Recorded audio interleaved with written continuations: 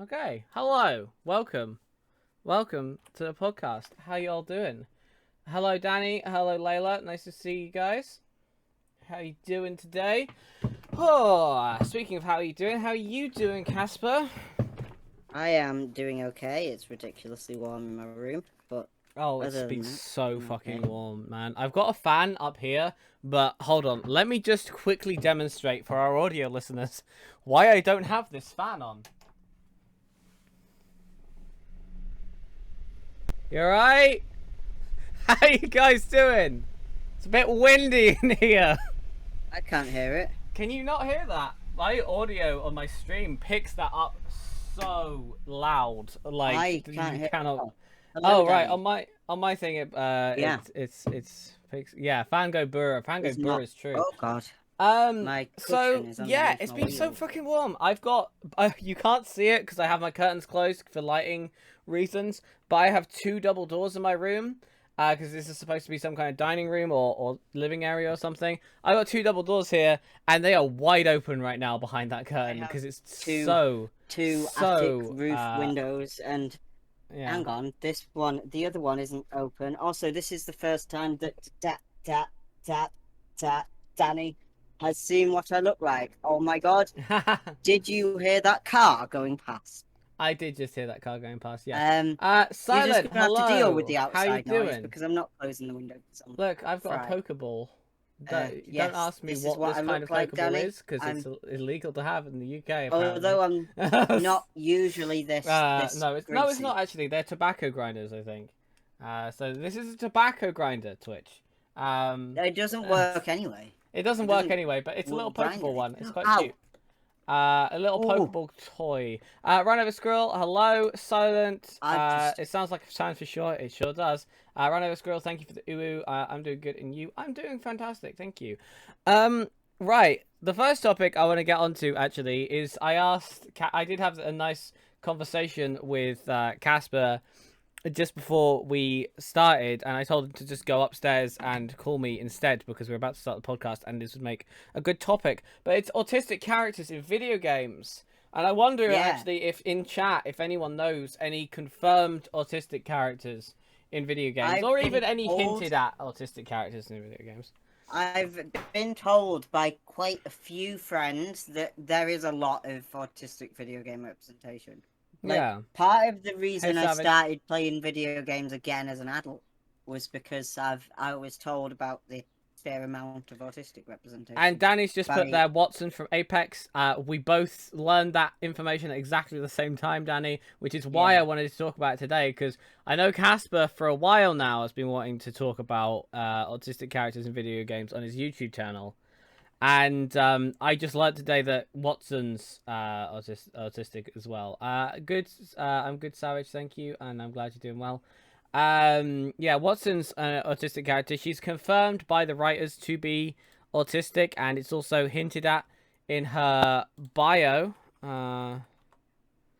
Watson Apex bio. Let me actually get up what it says. But yeah, what's this character? You mentioned you've been told, Casper, a lot of I've been characters. told a lot about Josh from Watch Dogs 2. I've not played Watch Dogs 2 myself, but when I first wanted to research autistic characters in video games, when I started doing a series over on my YouTube channel, Hmm. just a subtle promo here about autistic characters in things. I googled autistic characters in video games, and Josh from Watch Dogs 2 was the top result. And there was this article on the National Autistic Society about how this character helped someone come to terms with their diagnosis.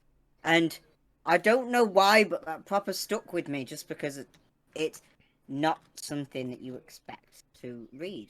Hmm. Um, and I've never played Watch Dogs 2. I've played the first Watch Dogs very briefly, but I didn't enjoy it a lot. As much as I was expecting to, because when it first came out, Watch Dogs was hyped to be this massive thing where you could be a spy and hack into everything. And then you play it and it's not like that at all. So I was disappointed by the first one, so I've never played the rest, but I have been told that the other ones are a lot better than the first one. Hmm. Yeah. So I should probably play it eventually, but I'm not entirely sure whether I will enjoy it. So I don't want to spend a lot of money on it. So Yeah. in the Whether or meantime, not I the would video just read games are about this character. enjoyable are a completely different thing. There's actually a list here of autistic video game characters who I might go through in a minute. But I just wanted to read Watson's thing because I thought this was quite cute. Um, daughter of the games' lead. This is her biography on her official biography. Daughter of the games' lead electrical engineer. She studied his manuals to stay close to him and discovered her calling at a young age. Though she could be completely distracted one moment and hyper-focused the next, electricity grounded her. Its ordered, predictable flow made sense in a way that the rest of the world didn't. Which I just think's very cute, you know? I don't know. Yeah, that's quite a sweet way of putting it. Yeah, Josh it's in really Watch sweet. Dogs is a computer hacker, and Is he the one with he's the a young mask? guy. Josh? No, He's a it can't be the guy with the teenager. mask then. Oh fuck that guy! Yeah, no, Yeah, he's openly autistic. I think yeah. he even talks about being And autistic and what it's like. they don't say the word autism Do they not? in the I main swear game. he talks It's in about it. one of the DLCs that they mention the word Oh, autism, okay. apparently. But he has said explicitly in the game that he is autistic, which is a first as far as I know. Like, I've Yeah, never played a game where a character's been like, yeah. I'm Like autistic. this is why I also had added the footnote of hinted autistic characters, or at Yeah, least confirmed by things. I kind of understand it because it's kind of hard to maybe um show a character is autistic, but it's not very hard to because it's all a spectrum and everything, and there's different there's a variety to it. So maybe dialogue lines in game aren't can never be a lot enough, but there's yeah. no reason for a lot of the time for a character to not say they're autistic. You know, like Yeah, it's it just as even because as a like a lot of passing video dialogue, games developers are like scared in of Rick doing and it. Morty, where Rick is just like where they're playing Minecraft together, and Rick's just like, is this game popular with autistic people? Because I'm starting to love it. Uh, Yeah, and even like it's like just a that simple things like that. passing It's a phrase. simple passing phrase. It is easy to work that kind of dialogue in, and I feel like it kind of sucks when it's only really hinted at in deep Yeah, lore in the game, and then it's confirmed by a developer. Like, good on them for confirming it outside of the game, but the character never fucking says it in the game. yeah. It's Jessica, a lot hey, like how I you would doing? very much like it if these games developers just put it in their game, because being autistic is nothing to be ashamed about and nothing to be embarrassed about. And by just hinting at it and not having the character explicitly say that they're autistic Yeah, makes autistic people playing the game think that that character must be ashamed of themselves because of it, because they won't actually say the word. Disabled yeah. is not a dirty word. Autism is not a Or they're dirty incredibly word. You can say it. comfortable with it. There's that as well. Yeah, Like maybe they're but just so comfortable with it that they don't need to say it. But then then all we're doing is speculating on whether what the thoughts and feelings are of fictional characters when really we should be speculating about what the thoughts and feelings are of the people behind the yeah, characters that write them, that animate them, that direct them. Um just looking through this list I've got in front of me as well, there's a couple of names from games that I recognize. Patricia Tanis from Borderlands 2. She's quite which one was clearly... that? We've played Borderlands 2, Yeah, and she's I don't quite clearly remember that autistic one. in the game. She is the insane scientist Let me who quickly Google her on my phone. you'll recognize a See what she picture of looks her. like. She's the insane scientist that sends you on some quests for usually for iridium related stuff sometimes.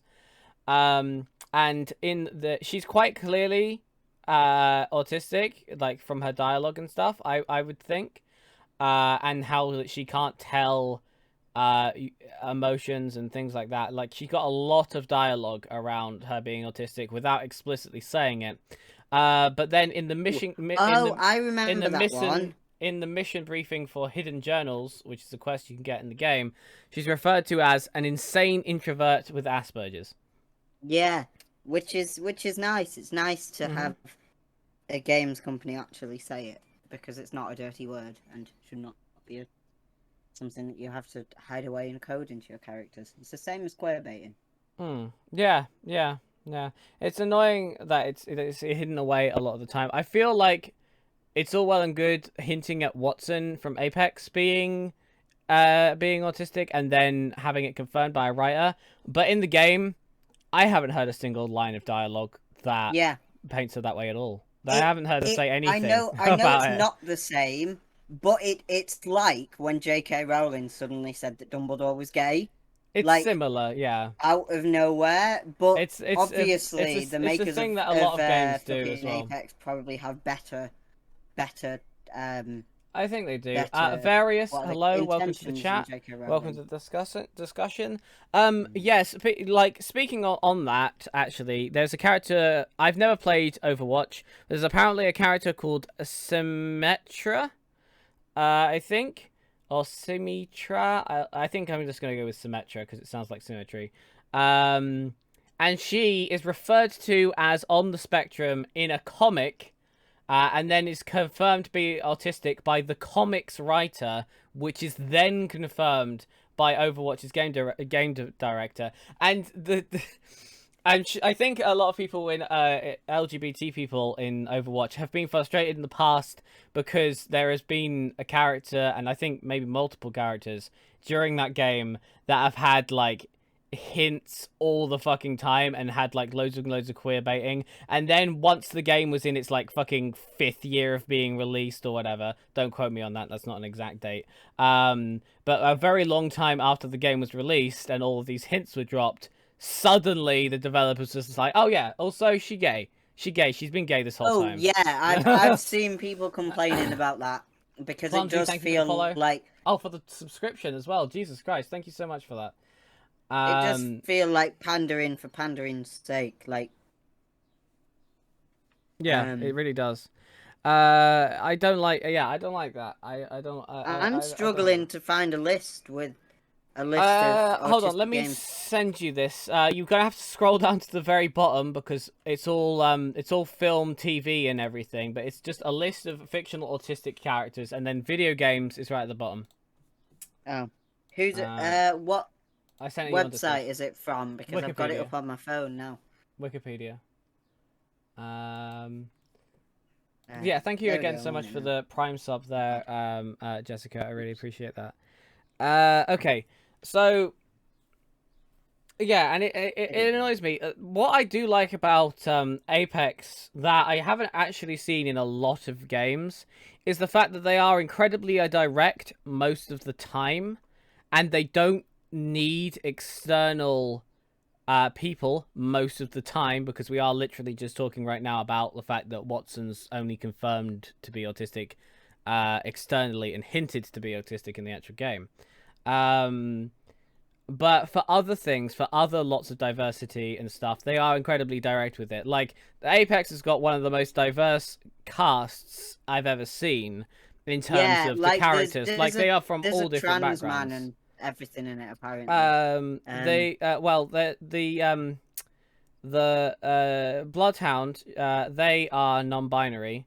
I wait, don't know. you've just said Overwatch. Do you mean Apex? I meant Apex. Sorry, no, I meant Apex. What the fuck was I talking about? I didn't realize I said Overwatch. I'm so sorry. No, Well, talking about something Overwatch completely is different. also I've never played incredibly diverse Overwatch. from what I've It's heard. I've just never apparently played it incredibly because it's very diverse, but expensive for what it is. apparently it was one of those where it was only incredibly diverse in the same way that J.K. Rowling coming out and saying Dumbledore was gay years after the books were finished Yeah, is incredibly I just diverse.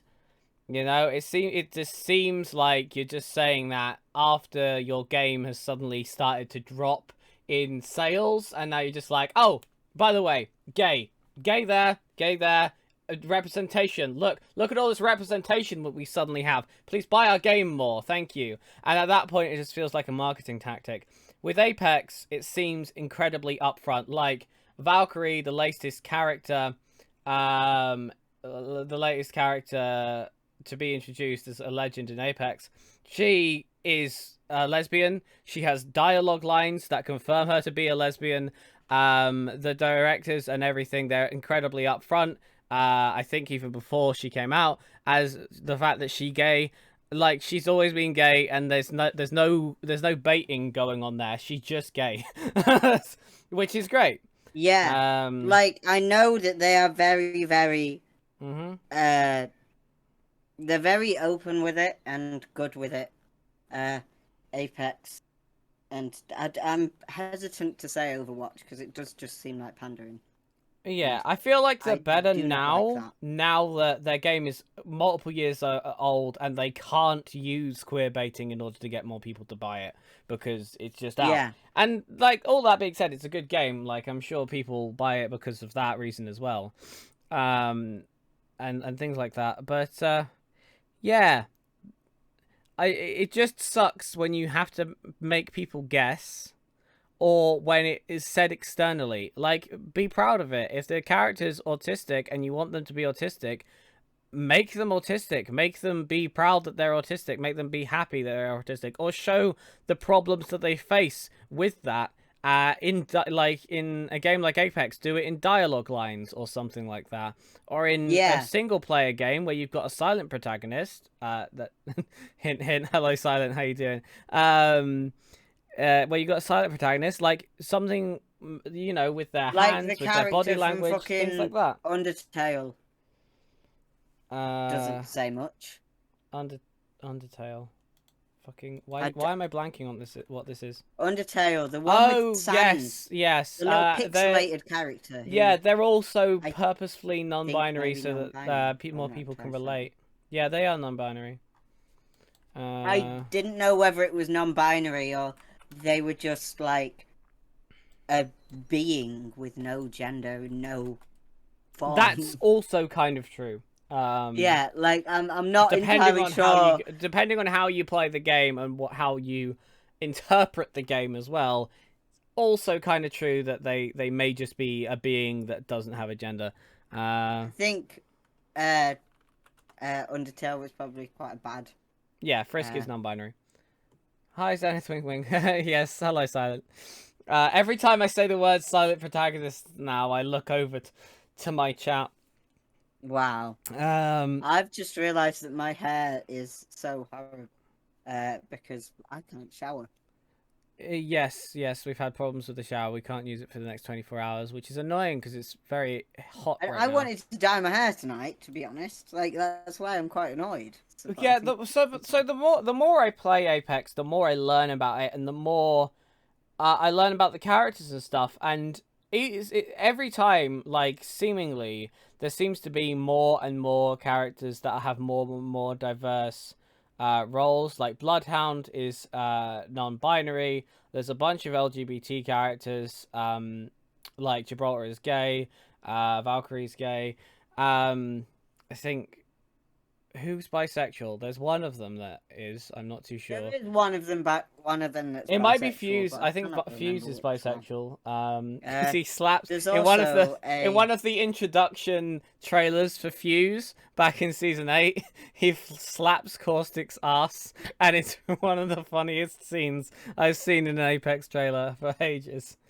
Um, yeah, I remember you said one of the characters is trans. Yeah, Bloodhound's non-binary, but Casper just told me that there's a trans guy in there. no, that's Overwatch Oh, is that because is you initially said Overwatch, and I was like, oh, there's a trans guy in Overwatch, but then you were actually talking about Apex. I'm pretty sure that there is a trans character in Overwatch, but I'm not sure whether they're actually trans or whether people Oh, just think yeah. they're trans. Like I can't work Are it they out confirmed? partially Who because I've never knows? played the game. Yeah, yeah. No, we don't know.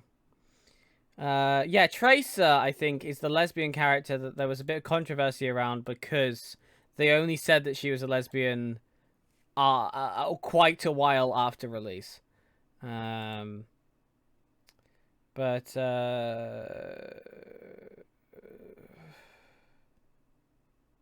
yeah, I'm Yeah, not too sure on I'm trans just character. looking at this list on Wikipedia, and I've not fucking heard of him. But I've scrolled down, and there's an article. Uh, Video games are being transformed by the autistic character, apparently. Yeah. Um, Yeah, it's talking about Overwatch again and how. Yeah, it's interesting. It's really interesting to see uh characters in video games. Like I'm looking at I've looked up LGBT characters in video games now just because I want to see how many of these I recognize, how many of these Yeah, characters I know. I'm like a quarter of the way through that game about a trans guy, but I've forgotten the first quarter of it, so I might need to just start it again because I've not Yeah, played it for yeah. about Tell me 4 why. I think months. Tell Me Why is currently free somewhere. I'm not too sure. I It's read on it. Games Pass. Is it actually? Oh yeah, Yeah, no, I've got it on Games Pass. I need to play through it. and I it haven't might be played free through it for yet. LGBT for Pride Month, actually.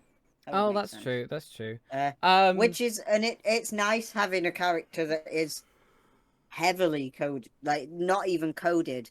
They explicitly say that he's trans within the first 2 minutes. And even though I went into it knowing the character was trans, I was still shocked when they said it because games yeah, just don't do that. yeah, Uh, yeah. and Um, but it's done by the same people who did Life is Strange, and I'm pretty sure that's gay. I've never played it, but all of my gay friends really like it, so I think it's probably gay. Borderlands. I've just got scrolling down this list of LGBT characters. Borderlands has so many LGBT characters. Tiny Tina's a lesbian, apparently. Mad Moxie's bisexual, but I think everybody fucking knew that. Some Hammerlock's gay. Forgot about that. Yes. Um, because you have a whole Um, quest trying to find his husband slash boyfriend. I think. Claptrap is also gay, but I'm Is just making wait. that one up because Claptrap's my favorite character. Okay, I was gonna say like I don't think Claptrap has a sexuality. I think he's got other things It in his could be mind. anything. Robots don't have sexuality. Robots don't have gender. Robots don't have gender, He's to be all. honest. He's everything and all of the pronouns all at once, and I love that for him. Apparently, there is a metric shit ton of characters in Dragon Age who are part of the LGBT community, I've never include. played Dragon Age, but again, it's one that I've been told to play by a lot of people. I'm gonna Google whether Life is There's Strange gay. actually this is weird actually because Dragon Age's got a ton of LGBT characters and one trans man. There's just one trans person in there. Wow. So Is that's Life is interesting. Strange Save, LGBT? welcome. What's today's podcast about? Currently, we're talking about representation in video games because we were talking a little bit about autistic representation in video games because I just learned today that Watson from Apex Legends is autistic, which is awesome. And now we've sort of moved on into just talking about LGBT representation in Apparently, video games. the lesbian relationship in Life is Strange is unhealthy, and Well, the thing about Life lesbians is really Strange haven't been is very happy with it. From the a thing quick about Google Life is search. Strange is that it's really left ambiguous as to whether or not you are in a relationship. Like you could play the Yeah, entire game with you could play the entire game of Life is Strange and flirt the hell out of the person who is could be quote unquote the love interest. Chloe. Trust me, I did it because you know I love romancing characters in video games. It's so much fun. And I tried like I thought there was genuinely romanceable options in this game the first time I played through it. I didn't look up any tutorials or anything. I just played it, and I tried to romance this character. And no matter how far, excuse me, no matter how far you take it, um, there's never any actual confirmation they're in a relationship Yeah, or that's what could these be in a these relationship or anything like that. reviews are saying. I'm reading a review. I would describe it as queerbaity as fuck. I love Yeah, that's Life is what all of Strange, these. but either make it so that they're in a relationship or make it so that they're just friends. Do not put them somewhere in between because that's just queerbaity as fuck and doesn't do any favors for your story. Oh Um, God! good Apparently, topic. spoilers incoming. Oh, and also, yes, Zave just made a good point It of you've got to make sure to watch out for companies blatantly and shamelessly rainbow washing. that's So, that's what yeah. this article I've just clicked on, written by a lesbian, says that it plays into the stereotype in media as a whole that the lesbian always dies. Like, lesbians always die in shows or That's a video stereotype I haven't games. actually Or noticed. there's That's it's interesting. quite a big thing. I know my friend Ollie, who identifies as a lesbian and is I non-binary, is very spoken about it on their Instagram, and honestly, That's that's the only interesting. reason I know about it. Like, I That's wouldn't very have known that interesting. it was a thing. But if you Google it, there's a list of hundreds of LGBT women that have been the first to die, and Mm.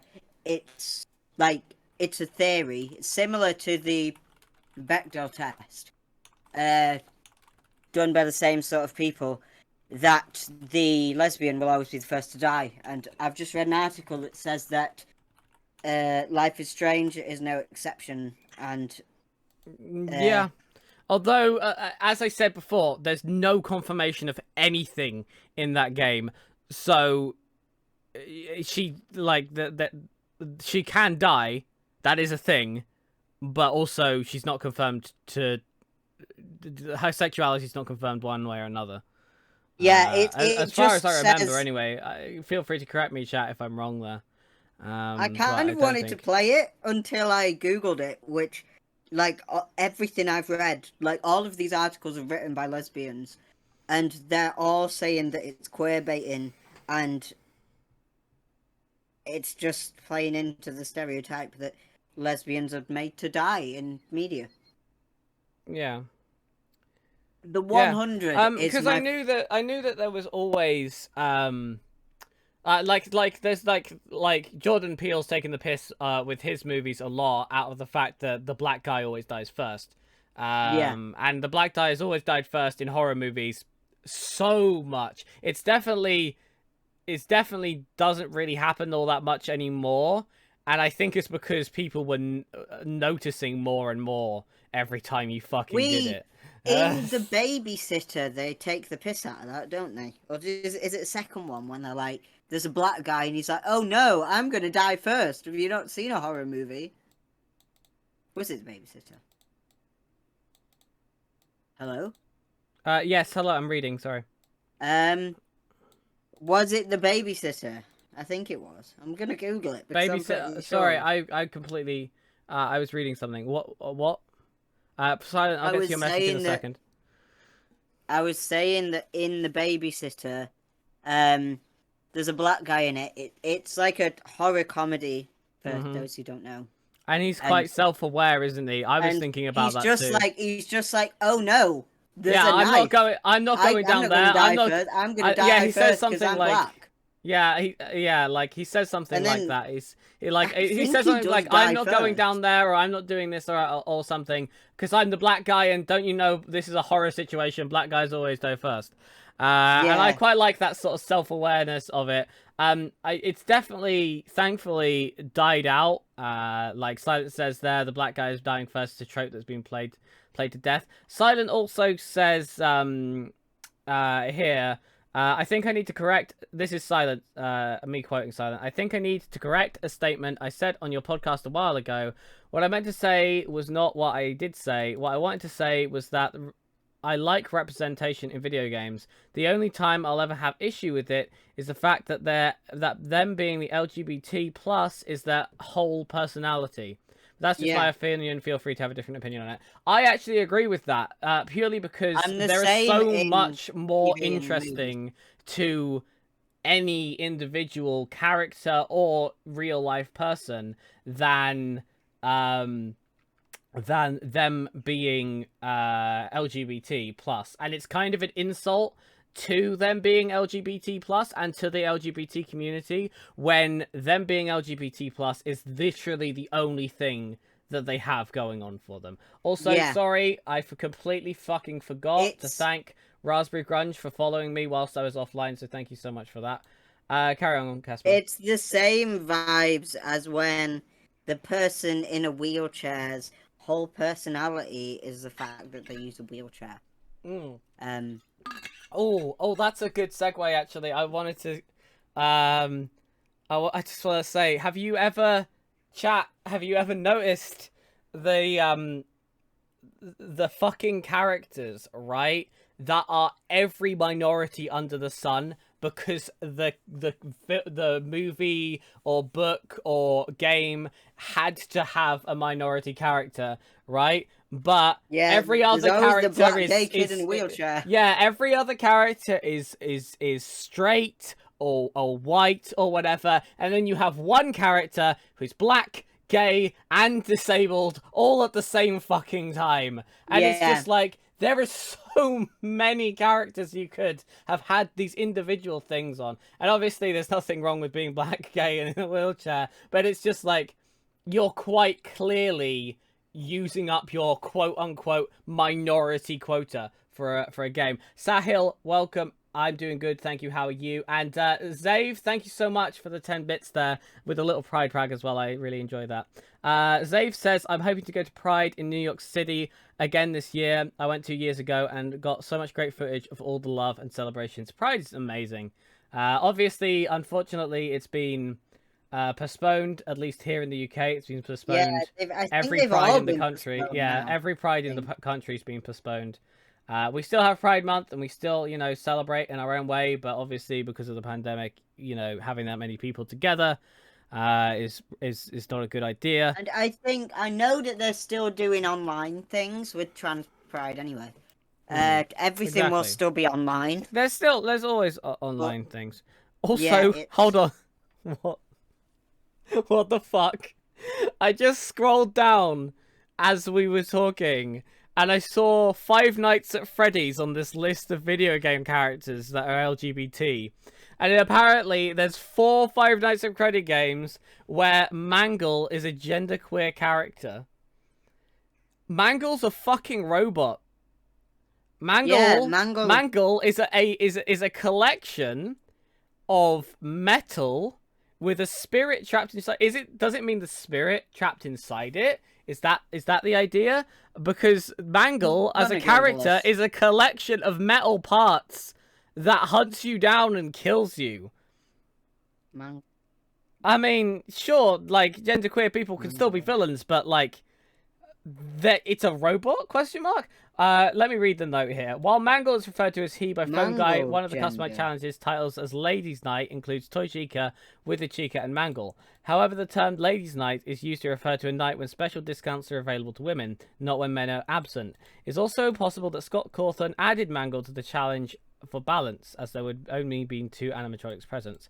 As such, Mangle's quote-unquote true gender remains disputed. In 2015, Scott Cawthon jokingly stated the answer to whether Mangle is male or female is yes. Since then, Mangle has used both pronouns as he and she.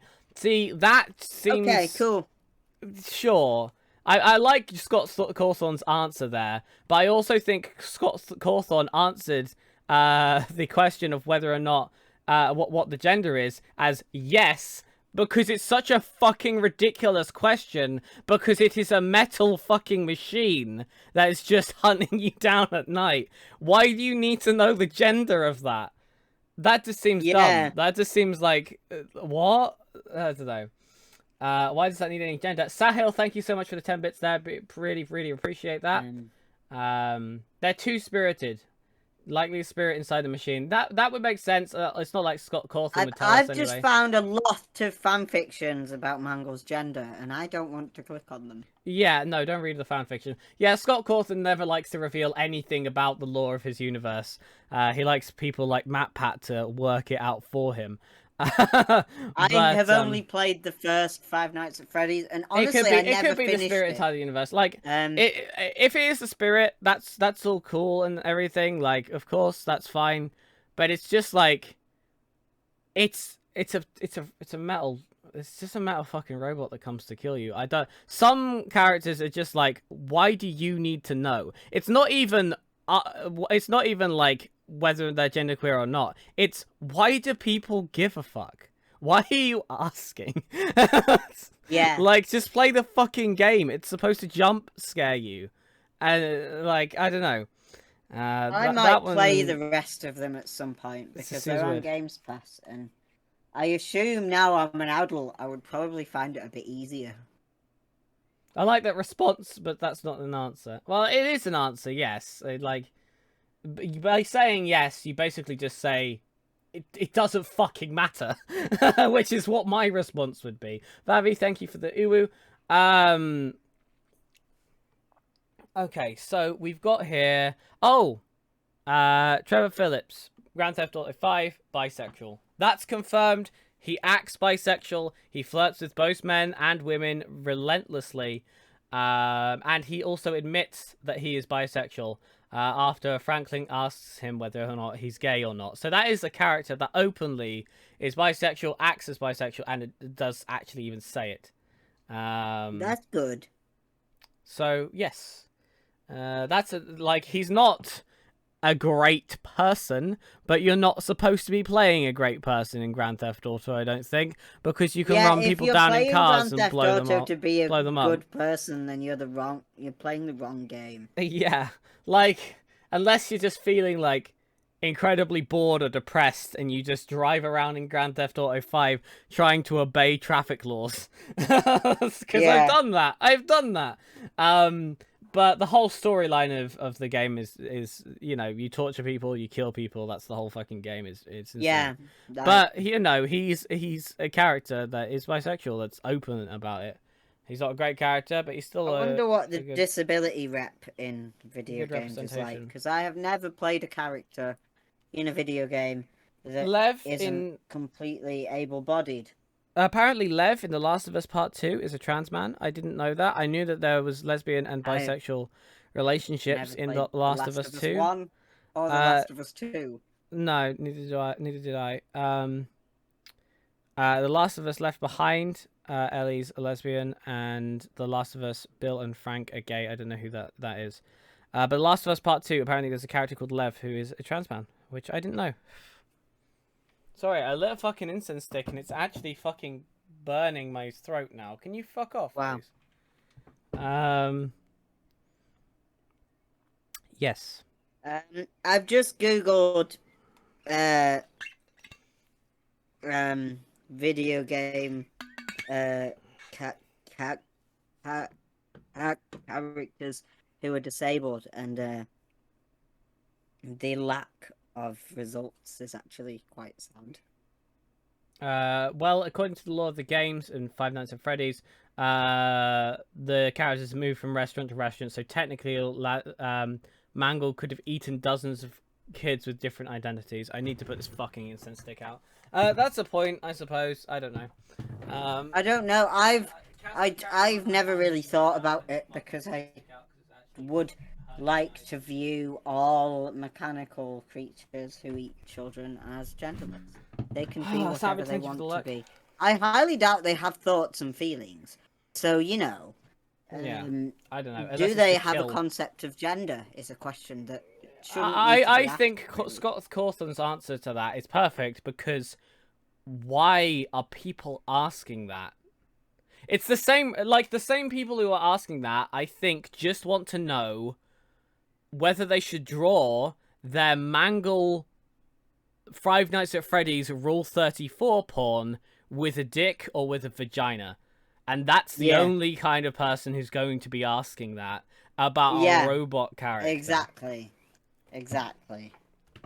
You know, that's the only people who are asking that are the people who are writing the fan fiction you mentioned earlier. Yeah, exactly.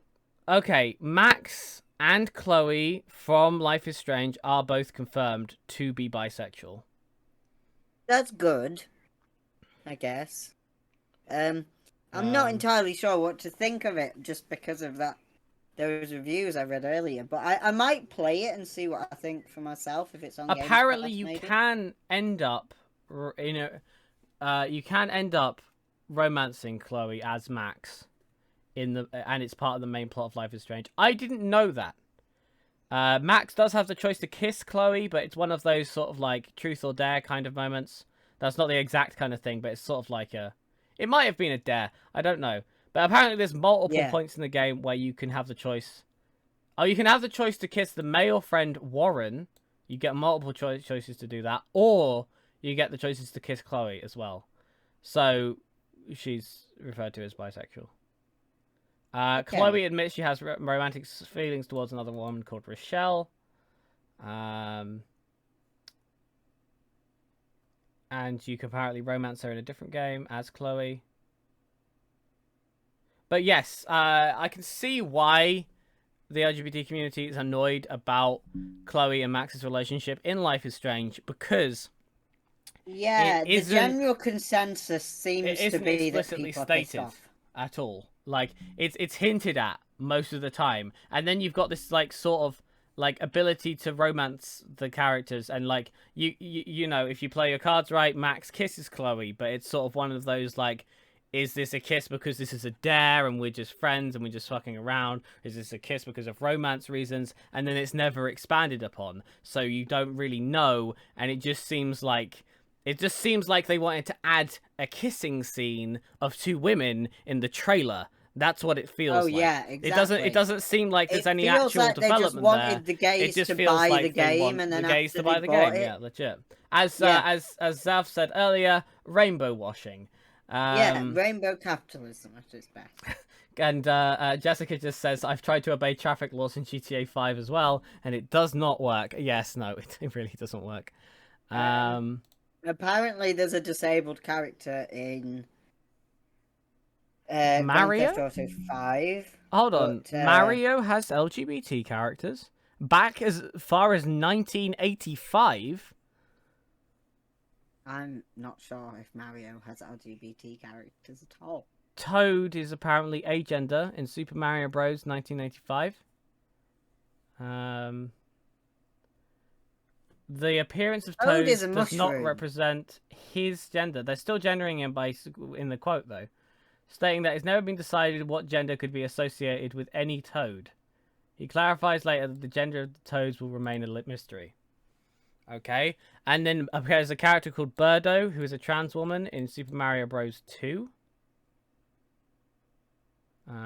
The character Never really apparently been into the Mario universe. it's just strange to me because I never even thought about Mario having any LGBT characters, because in my mind, because I never really got into Mario, Mario for me is either Mario Kart or that really pixelated 1985 game that people have played to death. And that's it. Super Mario Bros. Super Mario Bros. Yeah, the original one. So that's interesting. A bunch of different characters in Mass Effect.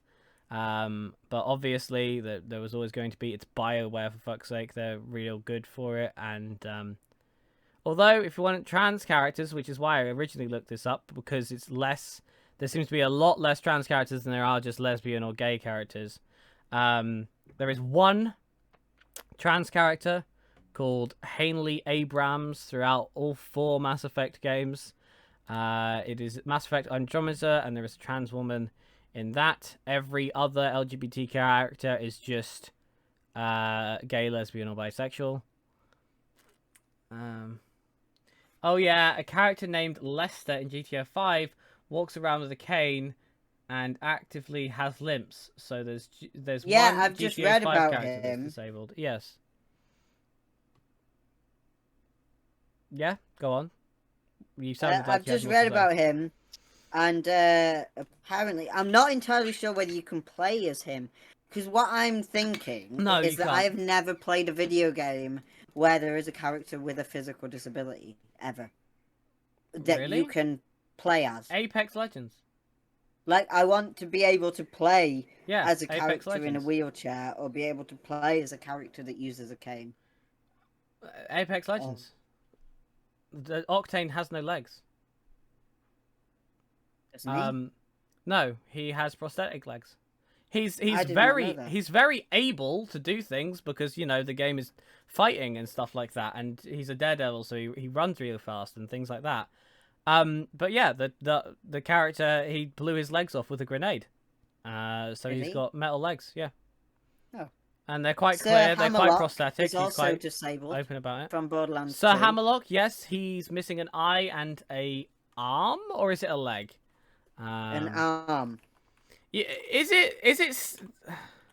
It's his left arm. The characters definitely do still count as disabled characters when they're in future sci-fi situations where their prosthetics are so good that they basically the same function as beforehand, right?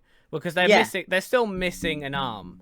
So That's they're what some disabled originally. prosthetics are like nowadays. Even Yeah, like some, but it's some of still them are it's getting just there. as good as normal hands.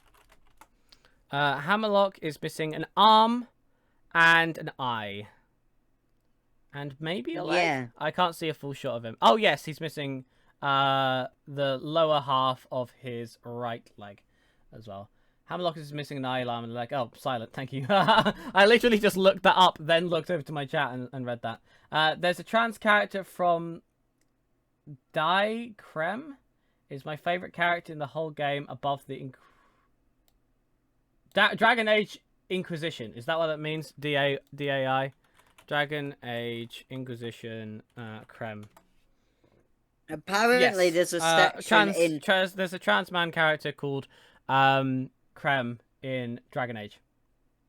That's cool.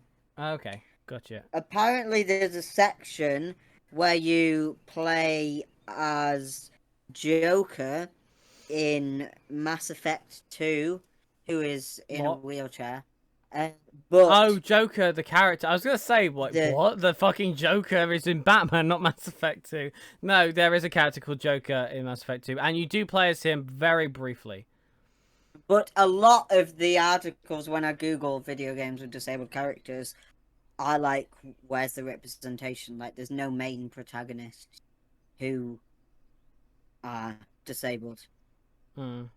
Apart from in GTA 5, and a lot of people are saying that they want a game that isn't wheelchair bound full time. Like it would be nice to have a character who can stand up and go down the stairs, but sometimes needs a wheelchair if they're going far distances. Like There is a section in real Life is life. Strange where Chloe is disabled. You can't play as her though, but that's a whole other area, and it's only it's not a brief section. It does take up a fair portion of the game, but it is it's a whole time loop thing and whatever.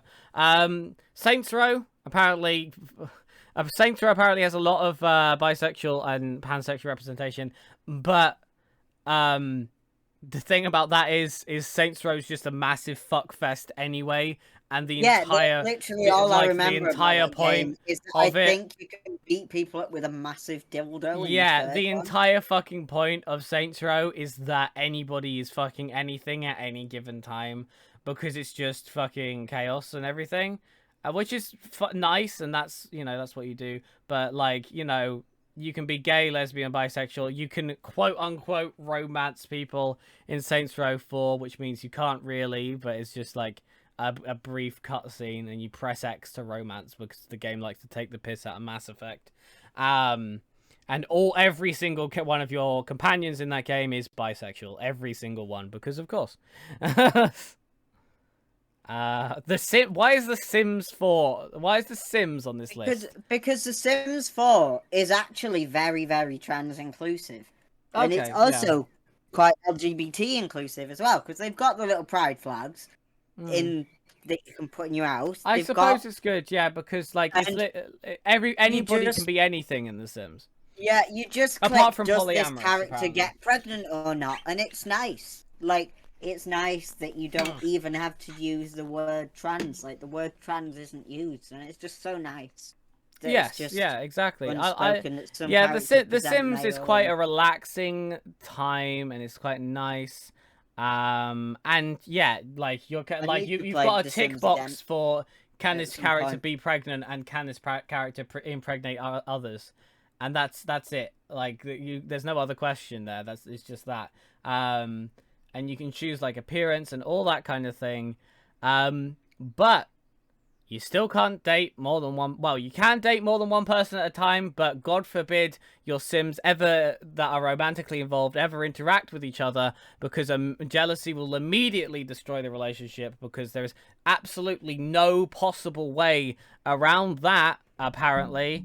That kind of thing annoys me, especially in a game like The Sims, where, as you say, there is a lot of representation, and you can be pretty much anything. It's only a matter of time with The Sims, because they do pride themselves on being inclusive of Yeah. everyone. So And I hopefully don't that will be in the want 5th one when we finally hear anything about it. I don't and I'm not saying that I want a game where everybody is gay, lesbian, or bisexual, and everybody is polyamorous, and you can just have romantic relationships with everybody, because then that takes away also. If you're writing a character, like The Sims 4 is a bad example for this, because all the characters are just, whatever. They have their personality traits, but they're not written characters. But if you're writing characters, people are straight. People are Yeah. monogamous. People are gay or lesbian, but not bisexual. That's the thing. And variety is nice.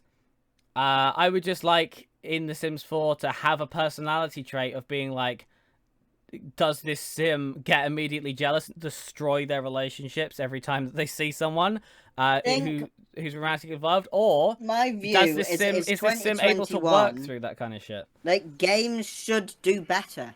Like, the Yeah. fact that I've just googled disabled video games characters, and all of the lists are reaching on straws because people don't find disabled people interesting to play as.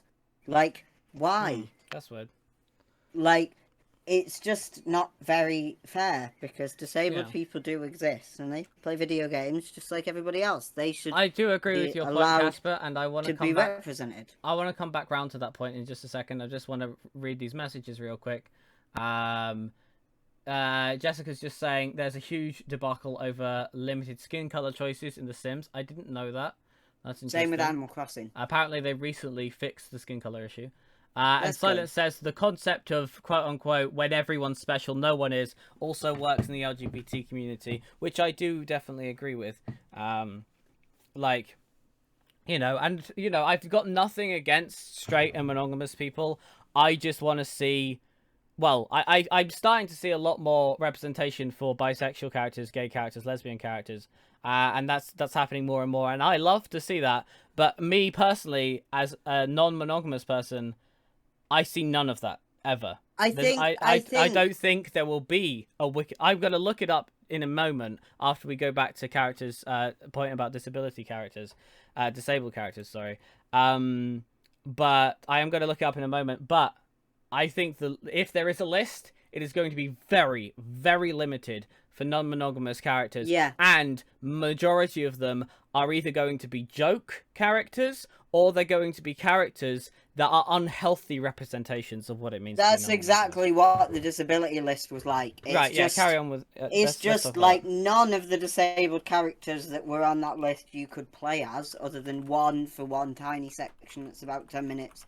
Because it's not interesting to be disabled, or it's not fun to play a character in a wheelchair. Like,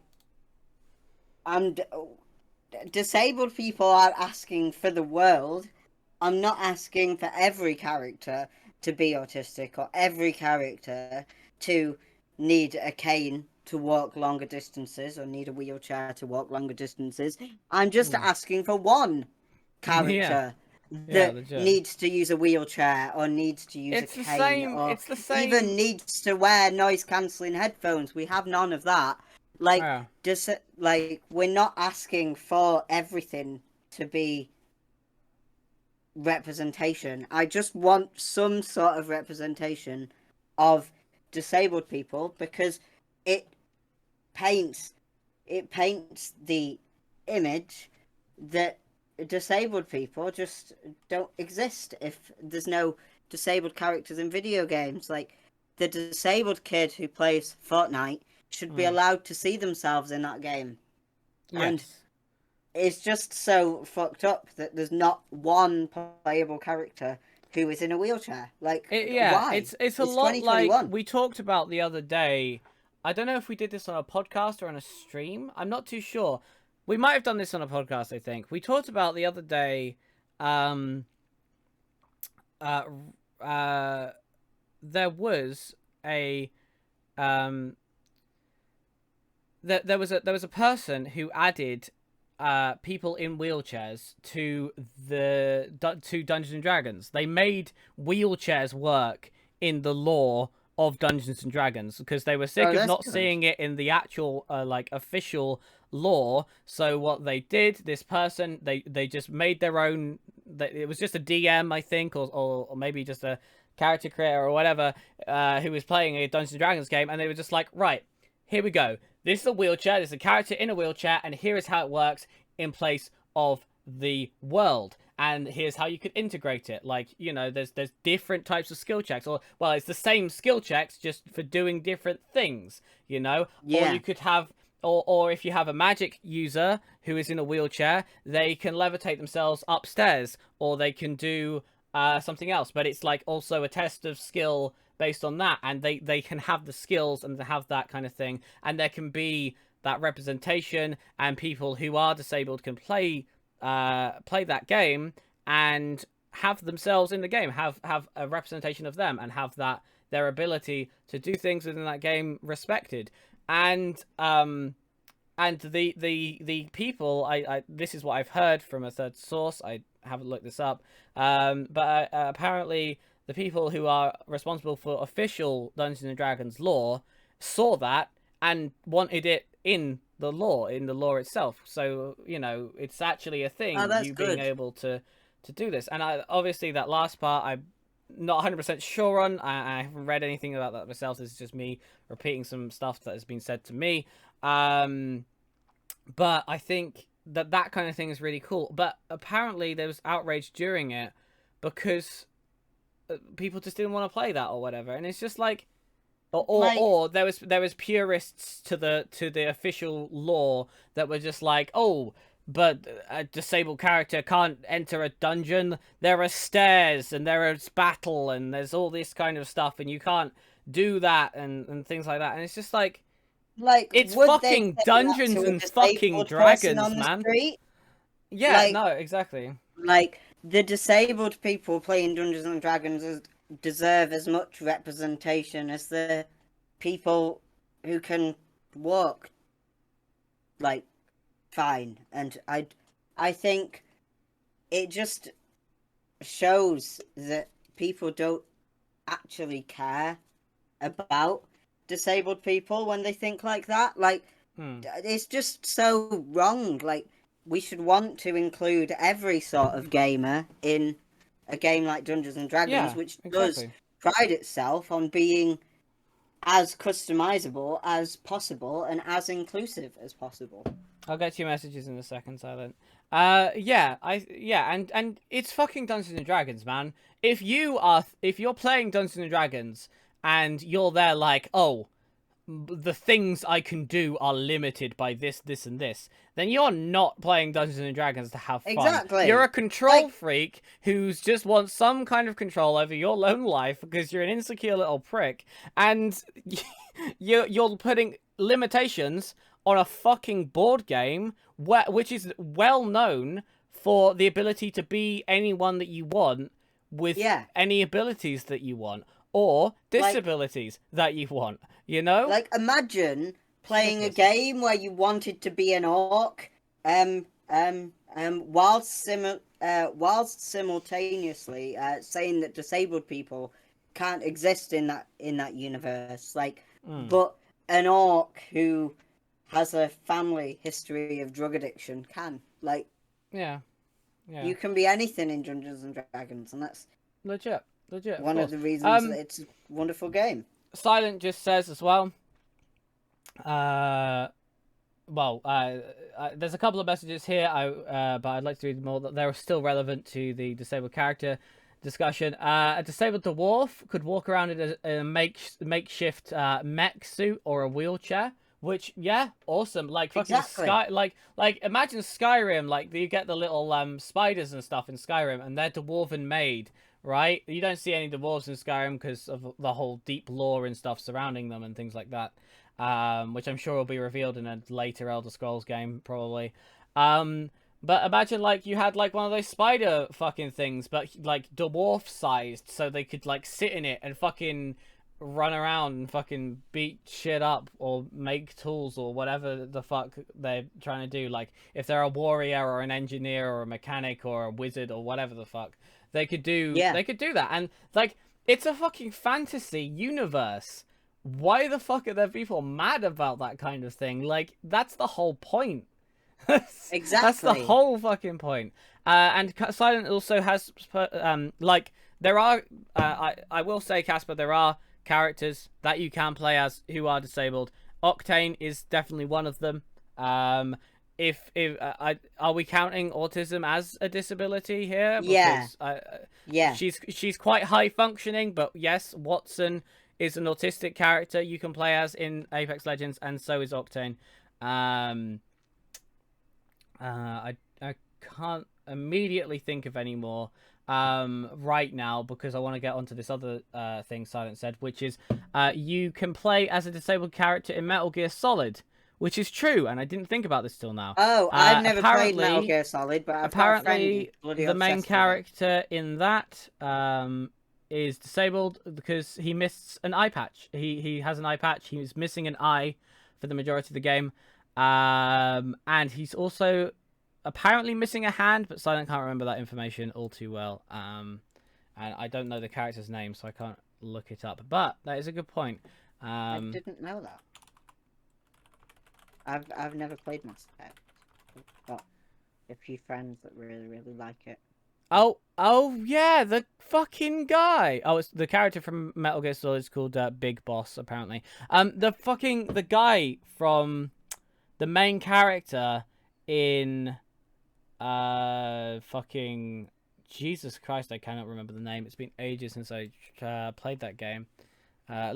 I can just click on his thing. What's the name called? Deus Ex Machina. You play as a cop at the start. You go through the whole intro section. Spoilers if you haven't played the game, but it's been out for years. Many years, like a very long time.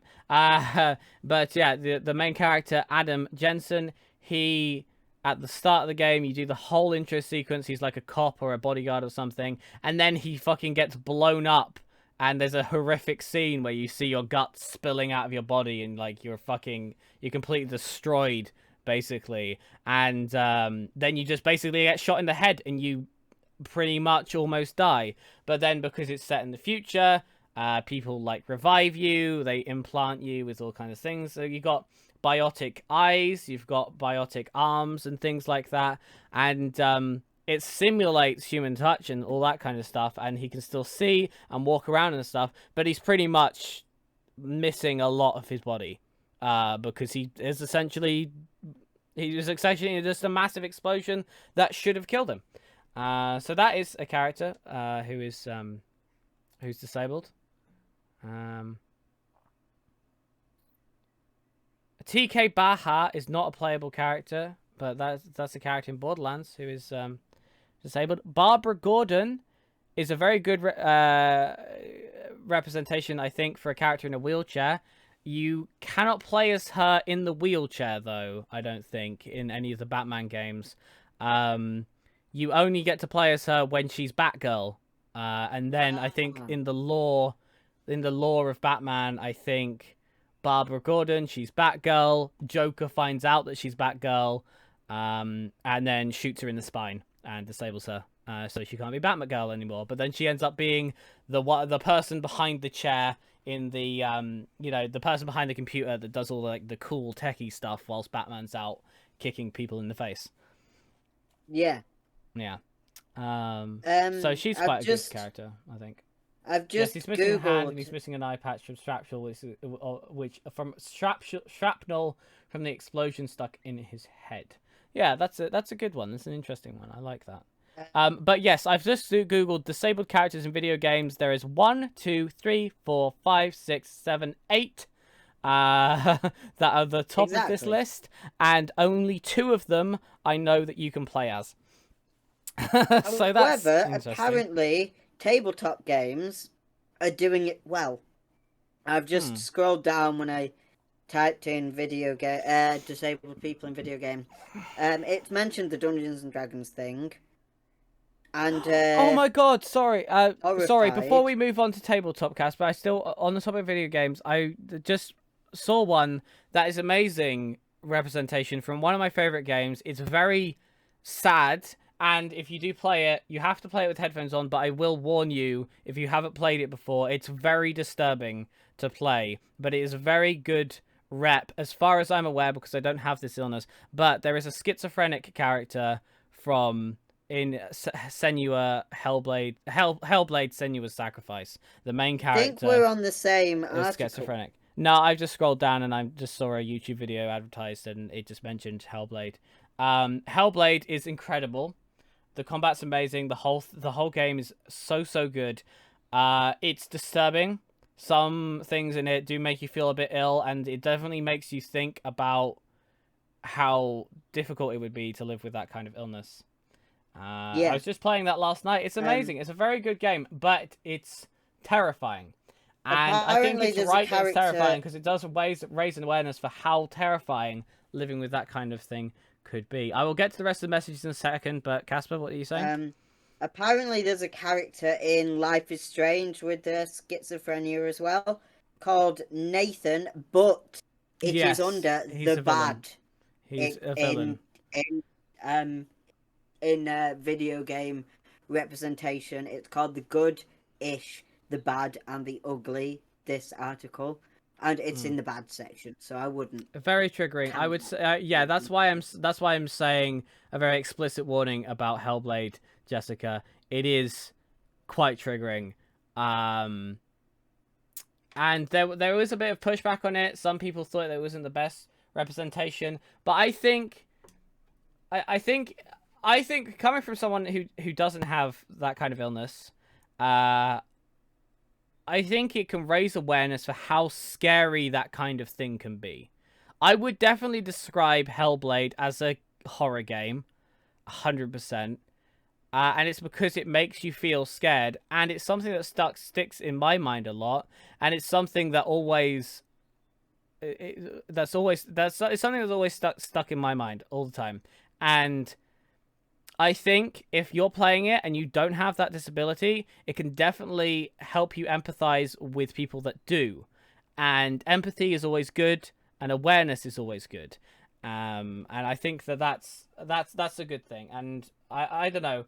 I hope that it's a better, like in the future, games can be much better in terms of representation and stuff. But if it's raising awareness and it's not really hurting anyone to play, I think Yeah, Hellblade is very good. I think anything that Alyssa is more raises disfigured awareness than is disabled. Is good. she? Because it'll get people talking about it, and it'll get people who might not have spoken to someone that they know with schizophrenia talking to them about it, which is important, you know. Wait, sorry, was Alyssa from... sorry, hold on. I'm reading. I'm just reading back on messages and stuff. Alessa from Silent Hill is permanently disabled from abuse. Sorry, I completely missed that message. She's more I've never played Silent Hill. She's more disfigured than disabled. It's Alessa Silent Hill. That's the... Not really the villain, I guess. The ghost, right? Yeah, that's the ghost. Or spirit, or something. Silent Hill's very interesting in terms of its lore. But, I think Alyssa's... You see her around as a little girl in a lot of it, but we watched the movie, Casper, in Silent Hill.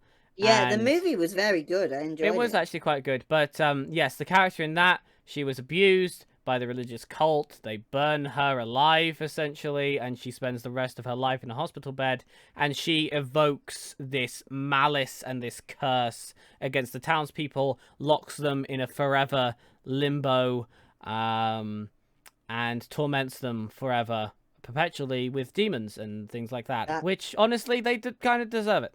I've just Googled mental health representation in video games, and there's an article from Checkpoint, who are like a support group in America. And they've done the games that represent mental health well. Hellblade's #1. Life is Strange. Actual Sunlight, which is a short interactive story about love, depression, and cooperation, which it looks quite cute from the picture. And Never Ending Nightmares. is a video game based around OCD. The guy who wrote it and Hmm. the developer has OCD and he wrote it about himself. Pry is about a soldier with PTSD. Hmm. Night in the Woods, which is one of my favorite video games of all time, is it says May sees the world in a very specific way as driven by her personality, vulnerabilities, and previous experiences. This is an interesting look at an exceptionally well-rounded character, a real example of tangible and realistic portrayals of human psychology. And you're a cat. Wow, I love it. And Yes, Depression Quest. Jessica says there's a ton of mental health in video games. And Silence says mental illness is rough to imagine from someone that isn't diagnosed with any mental illness. But Hellblade is a very good way to portray mental illness. Yes, I agree there. Apparently, it's very good. It's number one on this list, which means it I would, probably has to be good. if anyone hasn't played it, and Casper, I would also recommend that you play this as well. You're more than welcome to borrow it from my Steam library. Um, it is incredible. It is. I would definitely describe it as a horror game. It's sometimes quite sickening. I did have to take breaks from that game. You have to play it with headphones. It's a crime to play that game without headphones, honestly. But do take breaks if you need to because it's very heavy. And as Jessica said earlier as well, it has a lot of themes towards self-destruction, suicide, and depression as well. I try that out at some point. There's also a list called games recommended by therapists.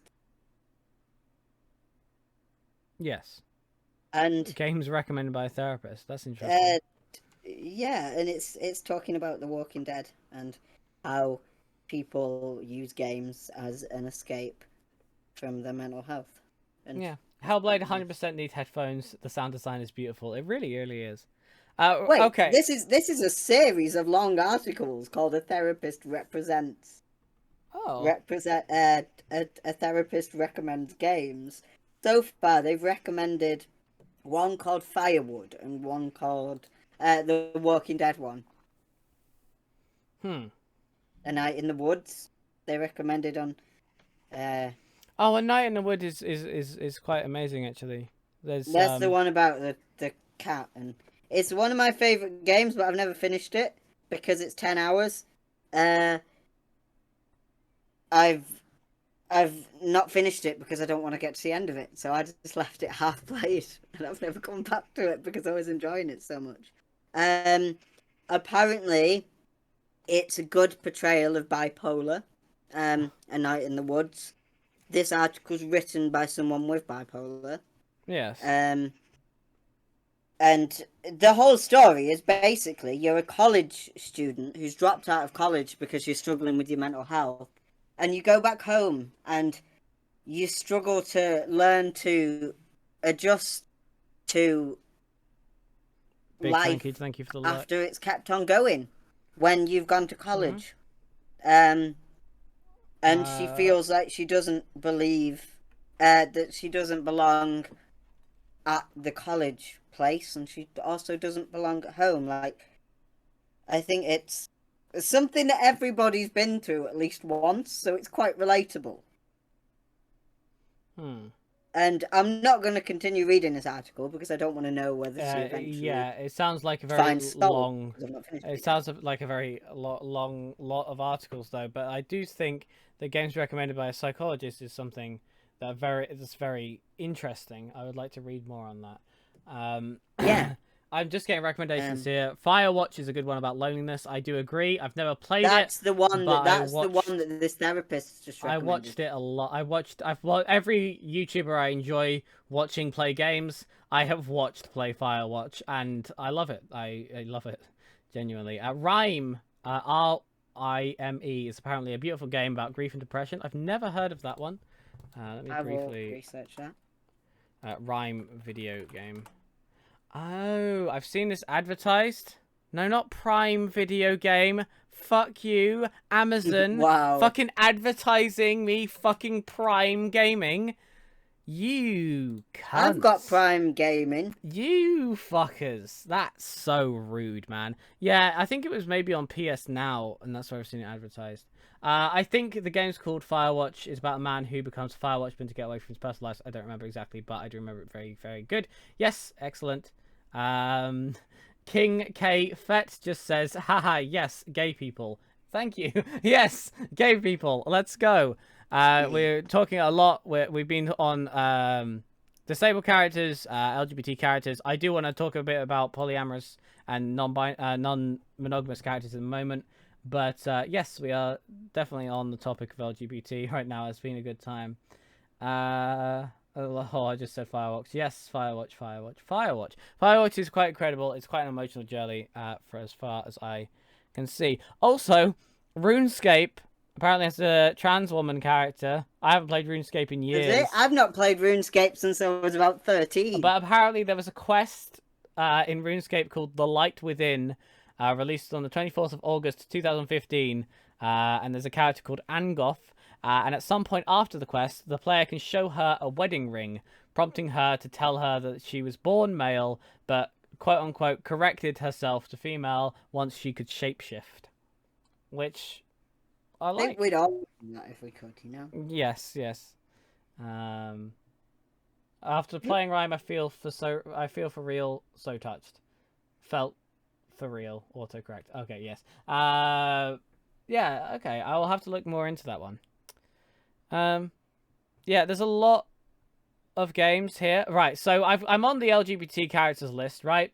The list is very, very long, spanning multiple decades. So far back as, I think, the early 80s. And autistic characters is a shorter list, but it's still a good few scrolls and spans a lot of media like film, literature, TV, and comics. The shortest list so far that I have found, which I fucking knew it would be, is the list of fictional polyamorous characters. I did type list of non-monogamous characters, but I guess the polyamorous characters is the only list they have. But that's just Is there any in video games? There's a difference that I just want to say, just so I'm not misrepresenting here. There is definitely a difference between non-monogamous and polyamorous, but let's just get into it. Does it say what? Sorry. Are there any in video games? Oh shit, we're getting raided, by the way, Casper. Matt Orloff bringing in the party of 5. Thank you so much, Matt. We've just been talking about representation in different types of media, like video games, film, TV. I was about to talk about polyamorous representation as well, but Monster Prom has an achievement called polyamorous, but the Reddit app doesn't work on my phone, so I can't open the post. Monster what? Monster Prom. Have you not heard of Monster Prom? No. It's a monster dating sim. You've got to take monsters to the prom. What's not to love? Do you just date multiple people at once? Is that the issue? I assume so. I can't read the post because the Reddit app on my phone. You need to talk to all 6 characters in order to get the polyamorous achievement. But I think that's just you talking to all characters. I don't think it's not real good representation, though, is it? You know, like in terms of representation. Lost apparently. Hey Matt, the app won't open. The site won't open properly. I'm noticing a theme. Yes, so like we were talking about earlier, like with autistic characters and LGBT characters, there's a difference between the character being explicitly that thing, like they say that they act bisexual or they act autistic. They may even have a dialogue line that says that they are autistic or bisexual. It's in their biography if there's any lore to the game, and the developers confirm it after the fact that you've already found all of this stuff. There's a difference between that and developers being like J.K. Rowling, where years after the fact, without dropping any hints or any kind of thing, the developers have just gone, oh yeah, she gay, by the way. Yeah. And it's just queerbaity as fuck, right? So I'm holding that for the same standard with poly characters as well. There are some characters that flirt around a lot, like Barney Stinson in How I Met Your Mother. I would not describe that character as a good representation of a polyamorous character. Wouldn't They are describe Barney non-monogamous. Stinson as a good person at all. No, he's Like not. He's a funny this, his character, his and the whole actor's character amazing. is that he's not meant to be a good person. No, Like he's he's not not, meant to be a and role model. You're not meant to like him, he's but you he's for do sure. like He's for him sure. whether But you I'm want to or talking. not. What I mean when why I'm saying this is because what the thing I would like to see is good non-monogamous and polyamorous representation. And what I Um, mean by that is a character with healthy coping mechanisms in a poly relationship, a character who faces their jealousy, a character who faces their own insecurities, a character who's talking to their partners about these kind of things, relationships that are actually working and functional under polyamory and our actual tasteful relationships, rather than joke characters, or characters that are explicitly non-monogamous but they're just womanizers, like Barney Stinson, for example, or whatever. That's not what I mean by polyamorous, and I feel like this list is going to contain a lot of that. At the top of this Apparently, list, though, there is Hollyhock's Fathers from BoJack Horseman, which I actually really like. I It's kind of forgot a about joke one. Hollyhock. It's kind of a joke one, Her and her because there's ridiculous so family. many, and BoJack Horseman's just humor in general. But Hasn't she got like 6 of them? she's got 8 adoptive fathers, Yeah, and they're and all. like it just gets more and more ridiculous when she has to call all It's of them. And very it's just ridiculous, but it's an I would describe it as a non-harmful representation. It doesn't really do much to represent the polyamorous side of the LGBT community, but it's not harming the LGBT community. yeah. In terms of everything, BoJack Horseman is good representation. Like BoJack Horseman has BPD, and that's pretty like they didn't say it in the show, but it doesn't need to be said. It's pretty obvious. Like you don't need to even Best know much asexual about character representation is in BoJack Horseman as BPD well. or anything. Yeah, there's everything representation in BoJack. There's Hmm. like depression because Diane is like ridiculously depressed and she starts taking meds and then they stop Yeah. working and she stops taking them and that was quite a harrowing storyline.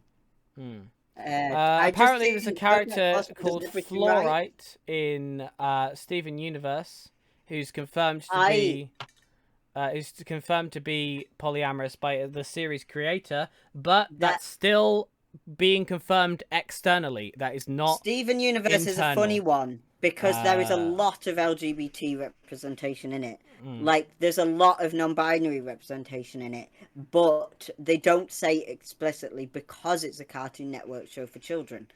It's the same with Adventure Time. They don't explicitly use the word lesbian for Princess Bubblegum and Marceline, but they share an on-screen kiss in the yeah, last series. which Like, is nice. But it's there's a difference there because these two partially because characters they're who American. identify it is here because the two characters identify as female and they share an on-screen kiss. That is explicit internal representation. That is not Yeah, that's not the developer of that series after the fact being like, oh yeah, by the way, they were gay the whole time. That is them yeah. explicitly internally sharing that, and that's not them But outside. Also, Jessica here says apparently in Fallout 4 you can romance multiple people without penalty or any negative interactions between love interests. That's not the point though. It's the fact that there is no interaction between it at all. Even a dialogue line where they even a dialogue line in a situation like that where they're not like breaking up with you or getting mad at you because you dated someone else, but they're talking to you as about it in a way that's either showing managing jealousy or managing insecurity or at least referencing the fact that you love multiple people at once, and that's perfectly fine. You know, it's all yeah, well and good to it's have the similar ability. to uh I'll use Adventure Time as the example because I've seen it. as people being scared to say the word. Like, it's all well and good being able to romance multiple people, but it doesn't actually include anything about romancing multiple people within the Hey Clem, storyline. how you doing? Nice to see you in the chat there. Silent says, okay, so I was curious about it and I googled LGBT characters in Kingdom Hearts, and even though it's not shown and proven, there's a gay couple in Kingdom Hearts. Cool, that's nice. That's good. Podcast time, very chill. Yes, we're currently talking about representation, and I'm on Yeah. poly Uh, representation. Yeah, it's like the mods. You can. Sorry, Casper, give me a second. It's like mods for the Sims 4. We were talking about it earlier. We were talking about how inclusive it is of of a lot of different races and a lot of different people inside the LGBT community. But I got angry about the fact that there's not poly representation. You can download a mod, right, for The mod for Sims 4. everything. There's a mod for everything, and I'm sure there would be like mods in other games as well, like Skyrim, for example. And the mod is great because it allows you to kind of have that. But then all the mod does is take out the line of code that says character A is now going to be pissed off or break up with you because of your interaction with character B. It just takes out dialogue. It just takes out a code. It just takes something away. It doesn't actually add the feel. And so same with romancing multiple people in Fallout 4. It doesn't add anything. All it does is take away it just takes away the jealousy. And that's not what polyamory is. You don't take away jealousy by being non-monogamous. Jealousy is an emotion, just like any other, that will always exist. Just because you're non-monogamous doesn't mean that you'll never get jealous or you'll never feel insecure. It just means that you talk about it with your partner and talk about it and do self-reflection in that. And I'm not saying that the game has to be that deep that you're self-reflecting and you're communicating with your partners all the time, but even if there was just a line in Fallout maybe between two characters that were just like that just hinted at something like I like the fact that you like this person for this or something like that, it would make it feel like there's actual real like development here. I'm talking about real, it's a fucking video game, but you know what I mean. And that's what I mean by the representation. Just taking out the jealousy doesn't mean it's good poly representation. It just means that the quote unquote problem isn't there anymore, which is not Yeah. good representation. You get me? Yeah. Like, There's apparently in Verdant Skies there are characters that are open to polyamorous reactions.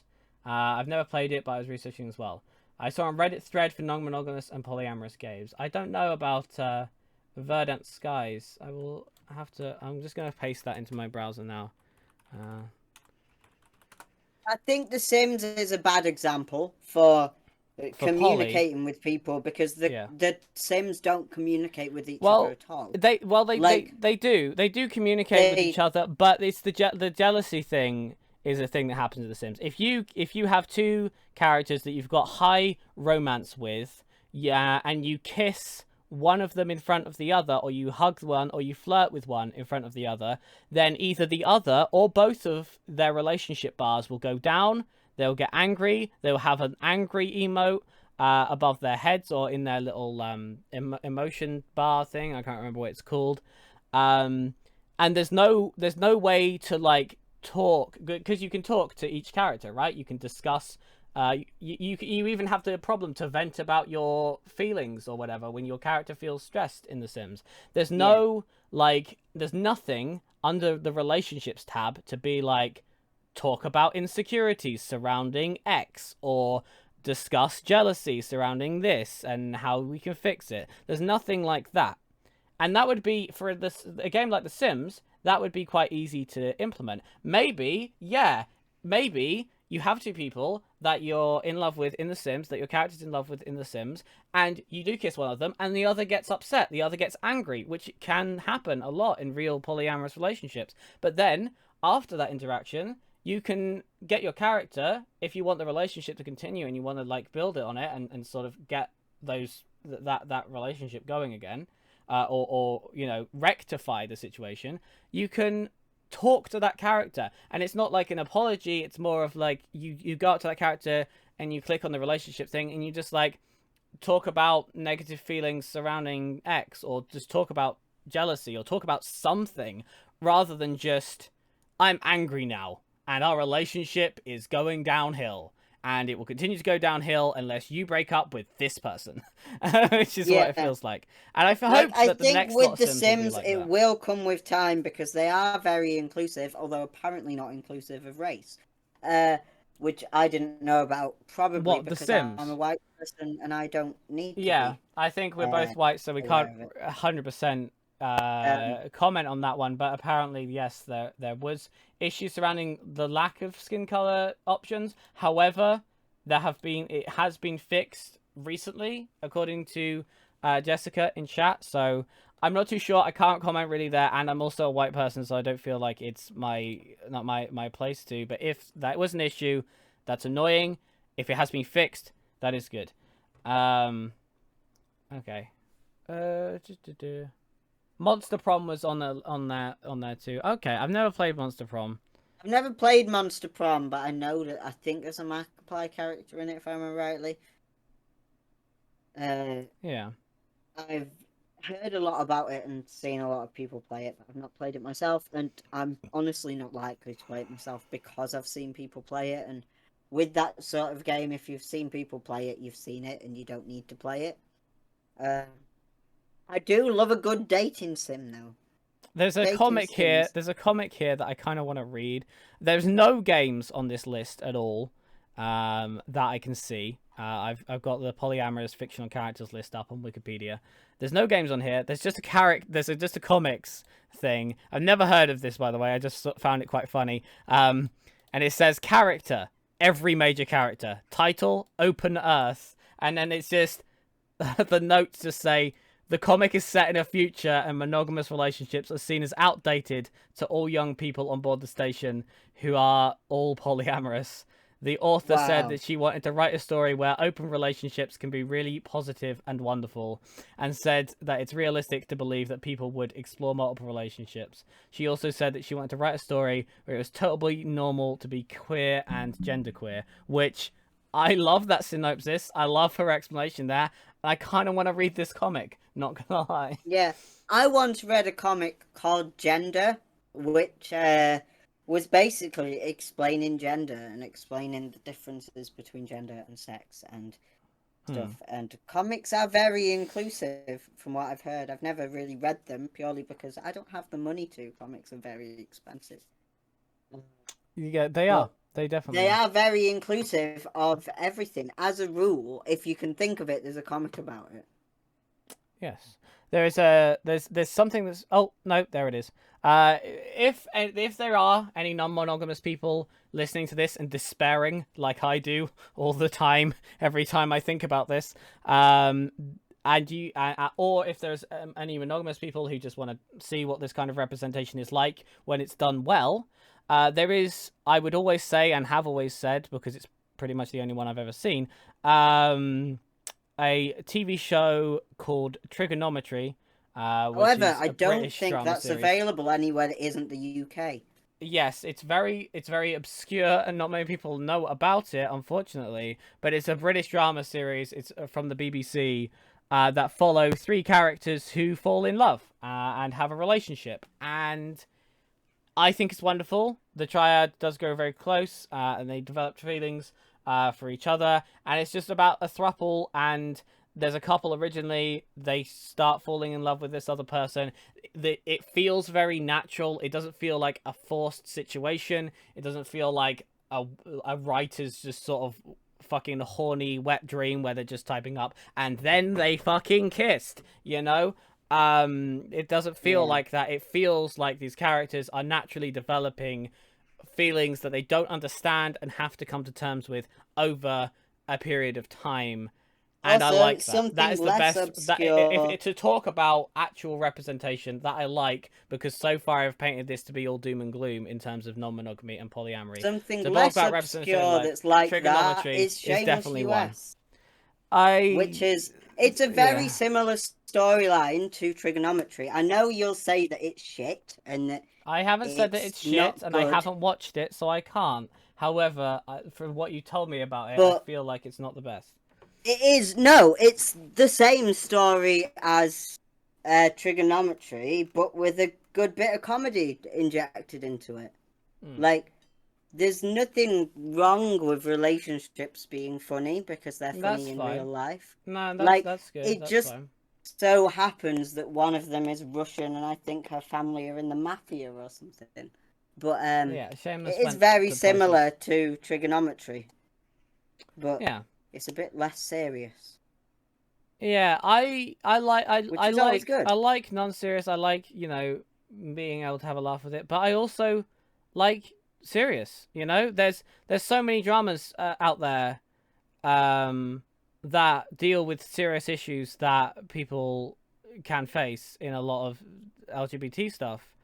Um and your relationship with multiple people can be very taxing on someone's mind and on their feelings. And I feel like, especially when we live in a world where there's a lot of toxic masculinity, a lot of the time, there's a lot of ways emotions aren't dealt with. Insecurities aren't dealt with. Jealousy isn't dealt with. And a lot of the time, jealousy is people try and get rid of jealousy, which isn't how it works. And I feel like I don't. I'm not. I don't. I like. I feel like the world could learn to be more emotional, and that doesn't mean that everyone should be polyamorous or whatever or anything like that. I just think, for me personally, I learned a lot about myself, about my insecurities, about jealousy, and about how I deal with relationships and handle things, because I realized I was polyamorous and did my research on that. Um, and I feel like the world could benefit from seeing in mainstream media, on film, TV, or video game or literature, uh, people coming to terms with this, having these struggles, having these for sure relatable struggles surrounding jealousy and insecurity and stuff, and how you can deal with it. And I think that would help a lot for the world, both monogamous and non-monogamous relationships, completely. Yeah, Anyway, I think the world could learn just if TV becomes more accepting and more hmm. And more diverse because I'm you're seeing it sick of happen the right now. bisexual characters being played out as Captain Jack from Torchwood because Where like they I just do horny and want to like Captain fuck Jack as everybody. a character. However, that's not what real life LGBT people are like. Yeah, Like I I've mean, there are definitely real life LGBT people that just want to fuck everybody for sure. yeah, but But they're the that's not. minority. Yeah, that's not always the case, And every bisexual character being like, ah, yes, they are a succubus and they want to sleep with you, and if you look at them, they want to fuck you. That's the whole character. That's them. That's their whole fucking Yeah, personality. That annoys me. and it goes back to The people characters bisexual being equivalent of Barney Stinson. we've come an entire circle of LGBT characters being the only thing that they are is LGBT. Like, Hmm, I struggle to think of a TV show that isn't Shameless US. Sorry to include it again. it's fine. Everybody's always sick of me I'm mentioning always it, talking but it's about very good for trigonometry. It's representation. fine. It's Like, it's good. very good for representation. Mm-hmm. Like, Ian is a gay character Mm-hmm. throughout the 11 seasons. I've not finished the last season yet. We see him come to terms with his sexuality. We see him dating a trans guy and falling in love with the trans guy when in the Silent past he's says only goodbye, liked by the people way. for Silent has to go and just says goodbye. So thank you for goodbye, coming, Silent. Silent. Carry on, We Casper. see him come to terms with his sexuality. In series 1, he's sleeping with a 30-odd-year-old and he's 17. Mm-hmm. We see him date a trans guy, which just wouldn't have happened in the early days of it. Like he's grown and realized that men aren't just dicks that he can fuck. And Mm-hmm. we see him come to terms with his mental health and his bipolar and actually have quite a heartbreaking breakdown where he uh he gets sectioned, I think, by the end of it, but it is genuinely harrowing. Like It sounds that like it, TV show honestly. is very well written. Like it deals with a lot of serious issues yes, one of the throuple was in the Russian mafia, Hmm. but when there's a storyline going alongside that about someone who's left hard drugs out on the table and the 18-month-old has eaten them and is in a coma, Hmm. you need that light relief. And I know monogamous people who have watched Shameless and thought, actually, maybe polyamory isn't what I thought it was, and have learned Yeah. from that and have even questioned their own monogamy because of Shameless US and the I just want to. way that it approaches that I just want to situation, I read out this guess. message because I've left it sitting for a while. Jessica does say, I agree that men and women both need to feel more comfortable talking about emotions and being able to talk to the people around them and around them about them. Yes, 100%. And also, it frustrates me because on one hand, I think I said this in the Stardew stream the other day for some reason. I think because you can only be monogamous in that fucking game. Lovely game, love it. By the way, don't get me wrong. On one hand you have like lovingly communicating with the people that you love, making them feel secure and self-reflection to get secure in yourself. And on the other hand, you have lying, cheating, and manipulating your way Wait, is around a this going to give me situation. spoilers? No, no, I'm not talking Okay. about Stardew Valley right now. And on the other hand, you have, fuck's sake, I'm so derailed now. What was I talking about? Yeah, on the other hand, you have cheating and manipulating a situation and lying to everybody involved. And for some fucking reason, society went with the lying, cheating, and lying to everybody involved. And that just fucking annoys me so fucking Yeah, much. and it gives And people, like, people I have definitely been need on the to be able receiving to. end of someone using polyamory as an excuse to cheat on me. Not you, somebody else. Yeah. Used it as an excuse to cheat on me, which is another Mm. reason that it's a dangerous narrative to put out, because it ends up with people seeing that and thinking that it's perfectly acceptable to use this identity as a reason to treat people It's like not shit. dangerous to put out representations of that identity, though. It's what I mean is you have characters like Barney Stinson, and Yes, which isn't he a doesn't polyamorous have. I character. worded that very wrongly. Yeah, okay, I did He wonder what you meant. he dates a lot of people with no Yes. And consequences. he's a branch of non-monogamy for sure. Yeah. He's not polyamorous. So so people might watch that representation and think, "Oh, so I can do that like Barney Stinson." Yes. And in an That was extent the there is point I a was trying to get across. this being said, there is a to an extent basically, I just want to say that sleeping around with a bunch of people is perfectly okay. Just don't lie, cheat, and manipulate everybody, is what I'm trying to Yeah, say. Like, I was going to say, it's okay to be like Barney Stinson. It's not. That character lies, cheats, and manipulates his way into sleeping with people all the fucking time, and that's not okay. But definitely, like, if you don't want to commit to a actual relationship, whether it's polyamorous relationship or monogamous relationship, sleeping with a bunch of people is also a thing that's perfectly okay as long as you're not lying to yourself or anybody and else. you're safe and COVID Yes, safe, of course. yes. Oh, and COVID safe, of course. Yes, 100%. Um, yeah. So I don't know. Yeah. I feel like there needs to be more representation. There Well, there needs is to be some, more but representation there's not of much. every Hmm. minority in the world. I We've think with concluded LGBT from this characters conversation. and disabled characters, it's becoming more and more um, transparent. I hope that eventually it will happen with polyamorous characters as well, but I'm just not sure there. Um, I LGBT would character, LGBT characters is one minority I can confidently say is becoming it is good and becoming more and more accepted, and you can see the positive change in the societal attitude that people have towards people in the LGBT community because of the amount of representation out there. Yeah, I can't like 100% say the same for non-white people. Again, I'm white, so I may not be able to see that myself anyway. And I can't 100% say the same for disabled people. I I feel also like can't that's say because the there same isn't for much, trans but people actually. yes, and LGBT that's people yeah, are represented quite well. Like It's a Sin is a good yeah. example of It's good becoming more and more of a LGBT norm for net representation. representation. I agree, Jessica.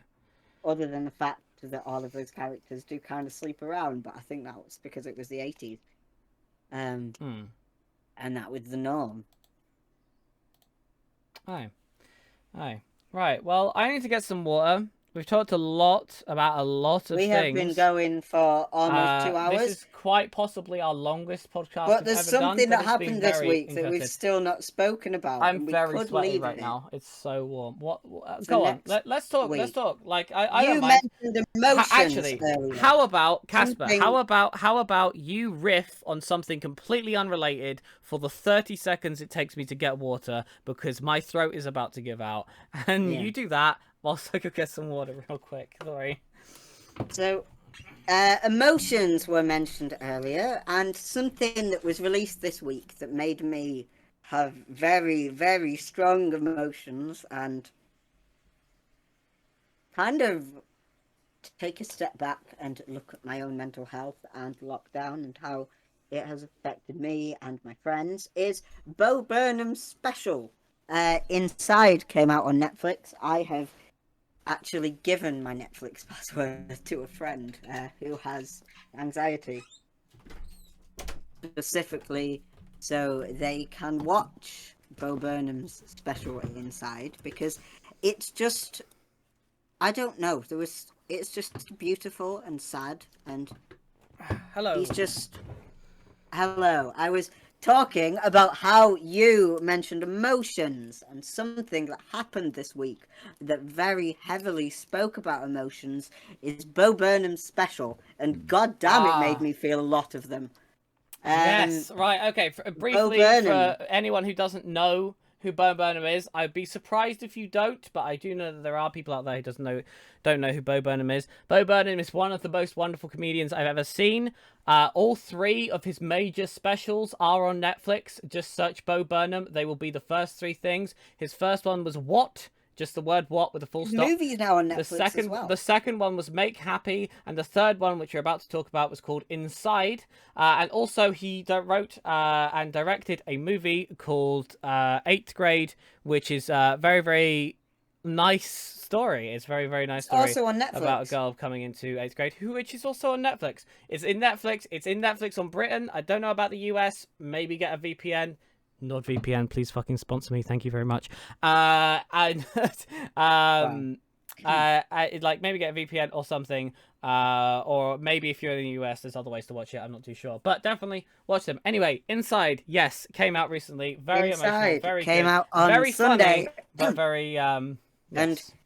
I love good Bo Burnham. He's lord, such an honest comedian. Legit, legit. I have a lot of friends that like Bo Burnham because we're millennials and we all suffer with anxiety or depression or both, Yes, it's basically. very relatable. If you haven't And heard of Bo Burnham or you haven't seen his stuff, you've probably seen a quote from his, or you've probably heard one of his songs played, or you've probably seen a screenshot caption picture of one of his jokes on Facebook or something. He's very yeah, hard to escape because he's very relatable for people especially, of mine and Casper's generations. I think we're and different he's just, generations, just about. Inside was just so beautiful. Like It was, yes. one second. You right? My headphones cut out. I was just saying that I gave one of my friends who suffers with anxiety my Netflix username and password specifically so they can watch it. Because there was, I don't know, there's something kind of beautiful about a man stood in his pants in his spare room singing about how he's suicidal because he's 30. Yes. There's something I that mean, the beautiful is poetic. he's Might be a just better word. a beautiful, sad, and just talented human. Petty Wap, thank you for the like. And Yes, he's very, very talented, very funny. He actually quit comedy for 5 years, because he quit doing stand up after the Make Happy special because he started having panic attacks on stage, and he did a lot of self reflection over those 5 years, and finally he got a lot better mental health wise, and he was ready to come back on stage in the year then he 2020. wrote Inside, So which ended up in the year being about a mental 2020, breakdown. in the year 2020, he wanted to come back and do live shows again, and then it was 2020, so he didn't get the opportunity, and instead he wrote over the last year, and directed and filmed and everything because he's amazing. His third special, which is Inside, which is not in front of a live audience like the others, because of course it couldn't be. But it's still his stand up, and it's still his comedy, and it's still his insight into mental health, especially during a time when mental health is probably one of the worst places it's been for everybody for a very, very long Yeah, time. pretty much. Yeah. Yeah, Mental health and was a big conversation before there was a global pandemic, and now hundreds of thousands of people have tragically died due to the failures of their government and a disease that could have been prevented. and he has always spoken about mental health, like Yes. ever since his first show. But there's something about Inside that just it feels like you're a fly on the wall during a therapy session. Yes. I would. That's the Uh, perfect way to describe it. I because 100% think that. he's just being very vulnerable and honest and open, and it takes a lot of guts to put such a vulnerable part of yourself out on such a big platform. Like, I know YouTubers do it, I've done it on YouTube, but it's a different level to be that vulnerable and that honest with your audience. And it just goes to show that the best creatives are sometimes the ones that are the least happy. I think Bo Burnham is a perfect image for the broken artist Oh, 100%. because he's such a sad man, and it it was kind of heartbreaking to watch him kind of have a breakdown over this show, but it was Yeah. so good, and I just really hope that he is proud of it and goes on Twitter and sees Vavi, how many hello. people Yeah. he is helping. Sorry, Vavi. Hello. Hi. I did get your message before. You weren't muted. I can't find you muted anywhere. I can see your messages. I don't know. Maybe you sent a message before and I didn't see it. The last interaction I have with you is just an uwu sound alert. But sorry for that. Right, Casper, carry on. Um, yeah, and I've forgotten what I was saying. Um, Uh, something about Bo Burnham, Something and about there's Burnham, something yeah. there's something like panic attacks aren't often spoken about. Even I used to suffer with them quite badly. I will never talk to my male friends unless it's my best friend or you about panic attacks or anxiety, just because you don't do that. You don't talk about panic attacks, and you don't talk about how small they make you feel. And Bo did that in such a massive way Well, that the thing is that you should. yeah, You don't. You should. you should in the way that Bo did, and by speaking about his anxiety issues in such a massive way on a Netflix special, that will encourage thousands, if not millions, of people around the world in their living rooms to have a chat to that about their mates, have a chat about that to their mates, even, or have a chat about Bo Burnham to their mate. I know for one that I have spoken to a lot of my friends about Bo Burnham and how we relate to him and that special specifically. And I think it'll probably bring us closer as friends, to be very honest. Yes. Also, Jessica says there are too many people that have silent battles. Look at Chester Bennington and Robin Williams. I 100% agree. I feel Yeah, like I exactly. feel like you can target it to a lot of things in life, but toxic masculinity is certainly one of those things.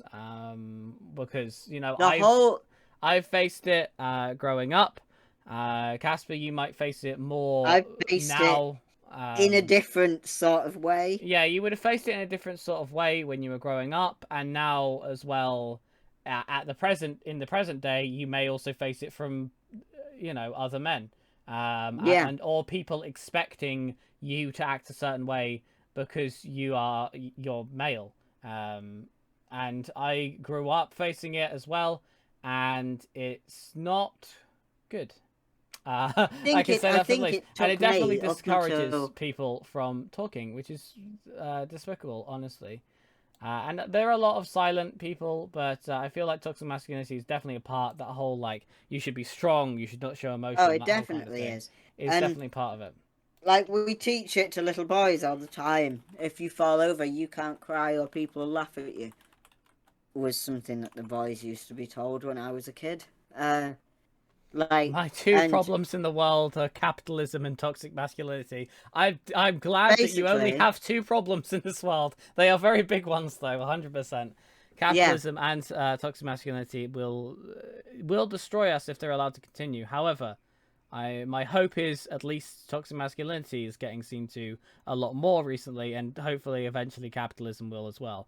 I hope people like Bo Burnham coming forward. I hope people like Bo Burnham coming forward helps facilitate the conversation behind everyone. I think the conversation's been facilitated for quite a while. It just snowballs. I think the snowball started um, probably sometime in the 80s. I wouldn't be able to pinpoint you an exact like speech or time, but there were. I think the snowball for it properly starting to try and undo the damage of mainly the 50s. I think, and probably sometimes before that as well. Like Victorian values are also a thing. Um, and religion has been a thing for a very long time, and that's fucked up a lot of people. But I think the Yeah, damage is starting to be undone. it Um, is by and the people. conversation has been snowballing for a very long time, just very slowly. It's snowballing very slowly down a very, very big mountain. Yeah, I would like to hope that by the time that I am 30 or 40, I'm 25 now, it will be the norm for I have, men to yeah, sit around at the pub and discuss their emotions. yes, yeah, and it's and it should And I be have faith definitely. that that will happen at the moment, Me too. thanks to people like Bo Vavi Burnham being so says, open. I have other problems than just those two, but I think a lot of my other problems will clear up if those two fuck off. Yes, Yeah, yeah, I can see why. Like, um, I don't think like there's like getting rid of one thing will immediately solve a problem or whatever, and these things don't solve overnight and stuff like that. But my hope is that eventually we are at that place. I would love to see in my lifetime um the men talking about their emotions regularly, no yeah, one ever asking what sexuality or gender you are, and the acceptance of people regardless of race or sexuality, and everything like that.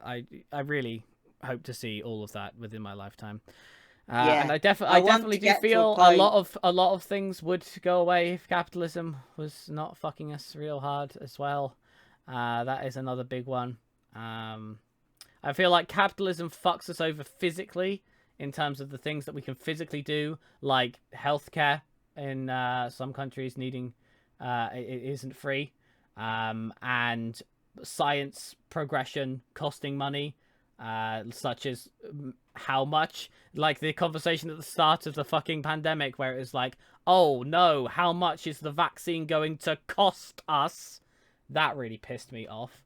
And Like then, that's just I do not have words for how angry hearing that kind of and fucking we're like, sentence said it me. doesn't matter It doesn't because matter how much it fucking costs you to progress save people's lives. To save people's lives, and also progress humanity as a species as well. In terms of, we have limited ourselves by so many years of scientific and galactic exploration. This is all me just going off on a sci-fi nerd rant now, but we have legit limited ourselves through scientific progression because of money, and because that's a thing. You know, I think if anything comes out of the pandemic, I work in engineering. It's bad. Yeah, it is. It is. It is. I hope by the time I have kids that my children will feel comfortable just being themselves. Exactly. I hope that no one will ever need to say anything about their sexuality. It will just be a thing, and they can just go and love whoever. You're telling me I can't afford to get vaccinated because I don't have insurance. What the fuck? So you still have to pay to get vaccinated even though the vaccine's out and the disease is still spreading? I didn't even fucking know that. I always forget how lucky I am to be in the UK. Do you actually have to fucking pay to get vaccinated for a global pandemic that's killed hundreds of thousands of fucking people around the world? Millions of people. Millions, yeah. And it's still going. And you're telling me that you have to pay to be fucking vaccinated. That's so fucked, man. Yeah, capitalism is one of the things that makes me so angry. I don't understand why healthcare isn't the seen places as a around human here right require in some payment. That's fucking ridiculous. It's human so life and human rights should not be a matter of debate, and should not be a matter of monetary value, for sure. Yeah, exactly. We should. Yeah, human life should be more valuable than money, and 100%. There are countries, on a positive note, because I feel like I've gotten very ranty right now because it is one of the topics that makes me so angry. On a positive note, there are some countries. Wales has recently announced that they are testing a universal basic income for the whole country, which I think it's part of Wales, isn't it? I think it's incredible. It might be part of Wales. I'm not too sure. But somewhere in Wales, or maybe the whole country, has announced that they are testing. And Scotland are now giving women free period products. That's another good thing. That's good. That's good. Healthcare is important, and so are sanitary products.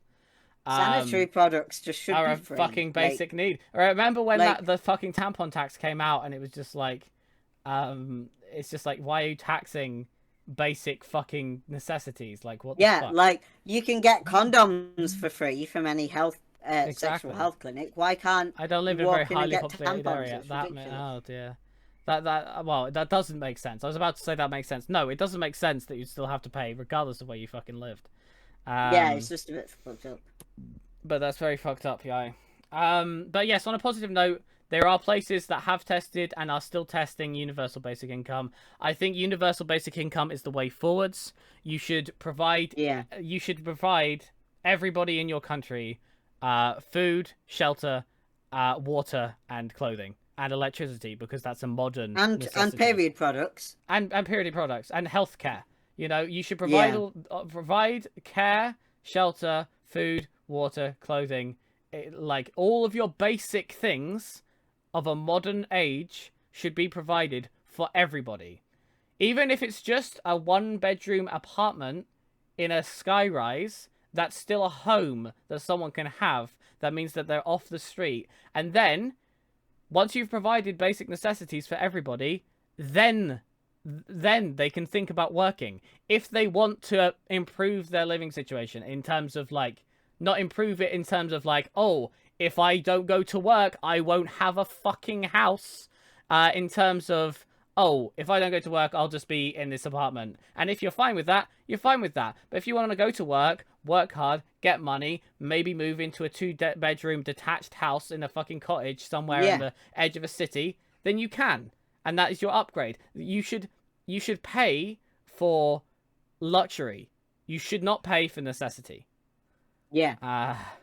And in the US, there's still taxes on feminine products. I think there's still taxes on feminine products here in the UK as well. There is still taxes on feminine products. And it just makes no sense because I don't... Just the main argument is that if condoms are free, fucking period products should be, because you choose to have sex, You don't choose to bleed once a month. Like, Okay, no, it's not a thing anymore. It's been scrapped. I isn't did it? remember. I Oh, remembered yay. reading an article, There and is hope.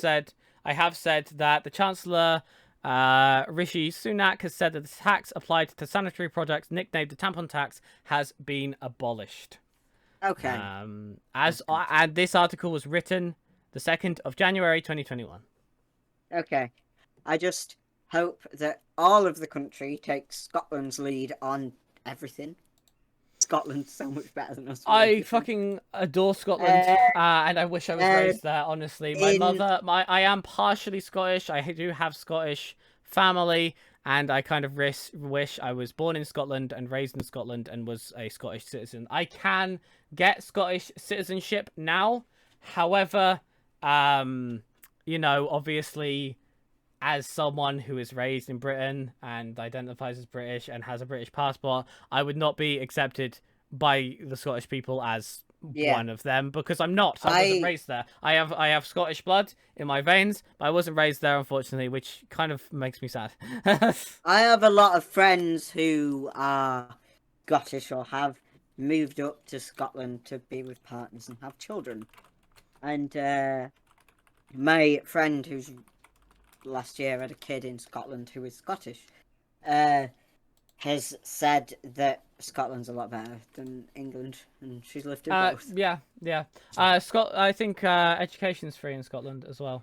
Uni's free in Scotland, yeah. You get a free baby box when you're having a baby as well, with your first set of nappies and a few sets of clothes, for if you can't afford the essentials for a baby as well. Yes, which is Everybody perfect. Okay, I think we managed to tie it off on a good note there. Should we end it before we get into any more topics? I think the conclusion: Scotland is great and represent people more in everybody go and watch things Bo Burnham, and in real things, and everybody go and watch Bo Burnham. And yes, I do hope that eventually we'll be able to have a podcast, maybe on episode 30,306. With Bo Burnham on it. With Bo Burnham on it, where we talk about all of the wonderful poly, gay, trans, autistic, disabled character representation that is now in video games in the next fucking 10 years or whatever. But until then, I think we should conclude the conversation there, because this is the longest podcast we have ever done, but it's been very wonderful. Thank you for joining me, Casper. I am going to go on and play a little bit of Apex Legends, but this is the end of the podcast. Of course you can. And podcast, listen, can I have a hug first? You're so adorable. You know that, right? I love that. Okay. Yes, this is the end of the podcast. Bye, YouTube listeners. See you next time. Yeah, Goodbye. we'll see you, YouTube listeners. Bye. The recording's ending now, so go, I don't know, drink some water or something. Bye.